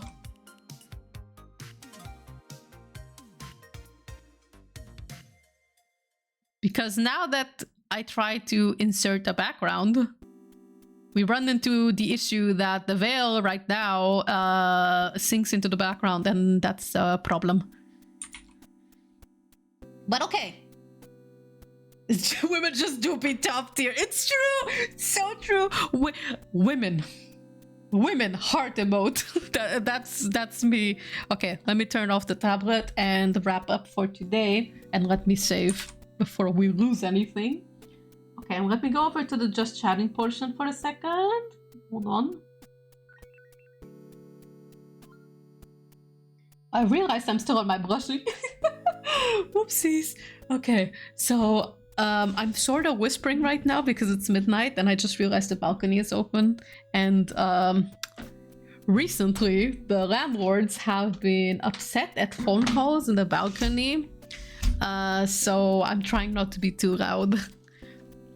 The neighborhood here is starting to get mad at us. I mean, not mad at us in particular, but it's starting to get more and more strict and we're kind of noticing it. And I'm like, I can't wait until we move to a bigger apartment. But okay, the picture is saved. Let me just close everything here that we don't need. Streamlabs can be turned off too. Pure ref as well. My gargantuan mood board, Jesus. Steam can also be turned off. Okay, I am mostly ready. Zoo. Oh, I think I did relatively good progress. Women. Yes, that's the mood. Holy shit. I can't even make emotes right now with my hand because I don't have hand tracking, but I would have done like heart emote with my hands and like women. Like the Kiryu heart emote. Doom guy, now is not the time we're talking about women. We're talking about the women, Doom guy, not now. Okay, where was I? Yeah, I think I did relatively good progress for today. I'm hoping tomorrow I'll have the picture ready. The artwork. But after that, I'm trying to think what I'm gonna be drawing next. There's some character designs I want to finish. Some have seen her, others haven't. Depends on who I've been DMing these particular character designs or about Sonic in particular. So I have started redesigning an old Sonic OC and I designed a new one as well. And I want to finish those two designs at some point. I also want to finish my Saiyan woman's design sometime because I want to cook some Android 21 and female Saiyan OC VLV lesbian Yuri romance. Maybe I'll think about cooking that OC for Reina at some point. She's in the list. She's in the list. But other than that, let's see. What releases and what things do we have looking forward to right now? There's some streaming ideas I've been musing about of what new games I would like to play in future streams. Because Needy Streamer Overload, I think one more stream will be enough to wrap up all the endings that we need. Or at least I hope so. I hope so. I thought I was gonna get like 3-4 endings or more in the last stream, but I only managed to get like 2. Yeah, it's a lot. It's a lot more than I expected, but I think I'll still just do one more Needy Streamer Overload stream, and I'll see how the endings progress. But if I realize it's way too grindy, I'll just finish up with the amount of endings that I can get. But yeah, after Needy Streamer Overload, Umineko is definitely coming because I need to finish Umineko episode 8. I've been putting it off way too long. I actually wanted to get a new model done before I start reading Umineko episode 8, but I don't think I'll be able to work on that model for quite a while, so maybe when I start playing Golden Fantasia, that model will debut. So yeah, definitely Umineko episode 8. So the final episode will be coming. Little Goody Two Shoes, I'm gonna finish the Rosemarine run. I think that's what we're gonna be doing this week. On Thursday, I'm gonna be playing Little Goody Two Shoes. But I'm gonna be doing the following. I'm gonna be doing the puzzles. At least the most that I can from the main story. With the game, you know. And then then if I see if I have like scenes with Freya or Rosemarine, I'm gonna make separate save files so that we can go back to those and you can see what happens in the routes. But I don't want to take like more than 1 or 2 more streams to do that Rosemarine run, because I actually wanted to wrap up Little Goody Two Shoes with Lebkuchen's ending. And I technically could have wrapped up the whole thing if I did the Sacrifice Lebkuchen ending, but I couldn't do it, okay? Lebkuchen just doesn't deserve it. She doesn't deserve to be sacrificed like that. I didn't have it in me. So now I have to make up for it by sacrificing Rosemarine instead, I guess, which I also don't wanna, but we have to, so that I have context for Pocket Mirror. Which, speaking of Pocket, oops, sorry, didn't mean to hit the microphone. Which Little Goody Two Shoes looks like such a good time. It is. It's a really good time. I do have some critiques for the game, but it's more like minor nitpicking. But it's a very good game. I really enjoy it. Even if I can struggle with the puzzles. That said, yeah, this week I'm gonna be doing Little Goody Two Shoes. I'm gonna try to do some of the grindy stuff beforehand, like the main story that we already did on the Lebkuchen run. And if I see it's just like 1 or 2 scenes in between certain dungeons, I'm gonna make those separate save files so that we can see the cutscenes. But I think I'll grind up until the mirror puzzles, because then I think we can time the stream in a way in which I can finish up Little Goody Two Shoes and the ending in that one stream. I'll see how far I can go, because the game is not short, not that short.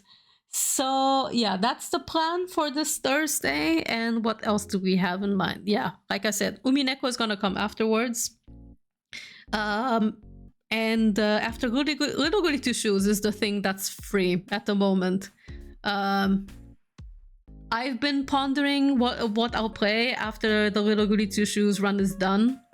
Pocket Mirror, yes. I didn't want to jump immediately into Pocket Mirror. I wanted to have some pause after Little Goody Two Shoes, because I'll probably be watching the remaining rest of the 10 endings on YouTube and the like, and I'll let the story sit in me for a while, and then I'll pick up Pocket Mirror. So I still need to buy it anyway, so yeah.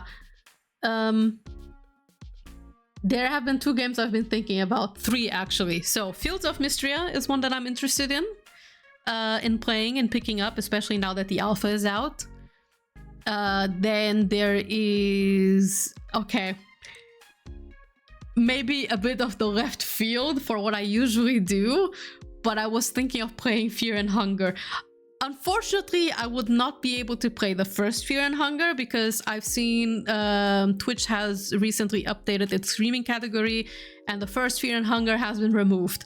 So I assume the game is banned. However, Termina is not banned, so maybe I can play Termina. And many people say Termina is a better starting point for Fear and Hunger, because the first one is way too brutal.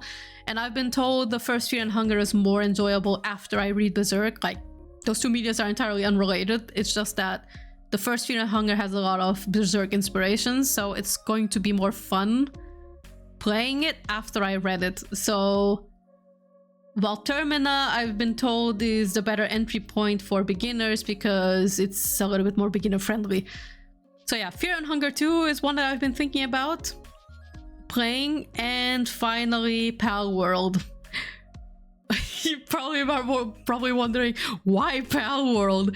And I don't know, some of the creatures are interesting, and I'm kind of interested in poking into the game just a bit. So we'll see about that. I'm more leaning towards Funger 2 or Fields of Mystria. I think I'll go with Fields of Mystria first, because it's still in alpha, so I don't think there is that much. While Funger 2 is a behemoth. You have so many playable characters. I'll probably just do a single or 2 character runs. Maybe 3, let's see. But we have like a behemoth, a big plate of game in Fear and Hunger 2. So I'm thinking of doing that after Fields of Mysteria, so we'll see. That, and I still need to find out the whole censoring mod, because the regular version of Termina, I think, is not available in Germany, while the normal version you can buy on itch.io in Germany just fine. It's just that I would need to install like the stream safe mod, I guess. Fields looks cute. It's adorable. It has such an 80s anime aesthetic, and I've been eyeing that game since years, which is why I'm like more leaning towards Fields of Mysteria, because I've watched like a shit ton of videos to Fear and Hunger. So while I definitely think I wouldn't be able to capture the gaming experience by watching videos from C.VA and others, I do have a bit of knowledge of the Fear and Hunger lore and stuff to play it. So, but I still wouldn't know how the gameplay works, because the majority of the time the videos do talk about the gameplay, but not very intricately. So I would think it's an interesting experience, but it wouldn't be something entirely blind like in Fields of Mysteria. So, and I kind of, you know, after Little Goody Two Shoes, a horror game, and Needy Streamer Overload, which was is extremely heavy, and actually, while I have been enjoying the game, it has taken me a little, not like a toll, I wouldn't say, but it affected me a bit, because I was not expecting how dark it would get, and I do relate to Abe in some aspects. Especially now that I'm aiming to grow my following, right? So I'm relating to a lot of the things that she goes through there. And I didn't expect it to go so dark, you know? I knew it was dark, but I didn't know it would get that dark. So yeah, after Need a Streamer Overload, we definitely need a palette cleanser. So I thought Fields of Mystery would be the best course of action. Well, okay, the replacement for that is actually Umineko, but you know, Little Goody Two Shoes and Needy Streamer Overload are both horror games, technically. So I think some wholesomeness will do, because Funger 2 is heavy. It's heavy. It's heavy. Funger 1 is even heavier, but we can't play that one on stream, so Terminate is. So I think we'll do that after Fields of Mysteria. Anyway, okay, I enough yapping. It's starting to become midnight 30. I should go to bed. So let me see who we can raid right now. Who's online?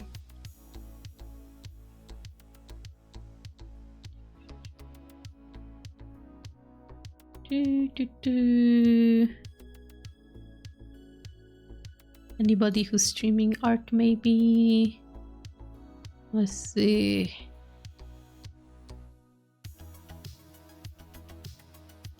Oh, Fenneki Fox is streaming right now.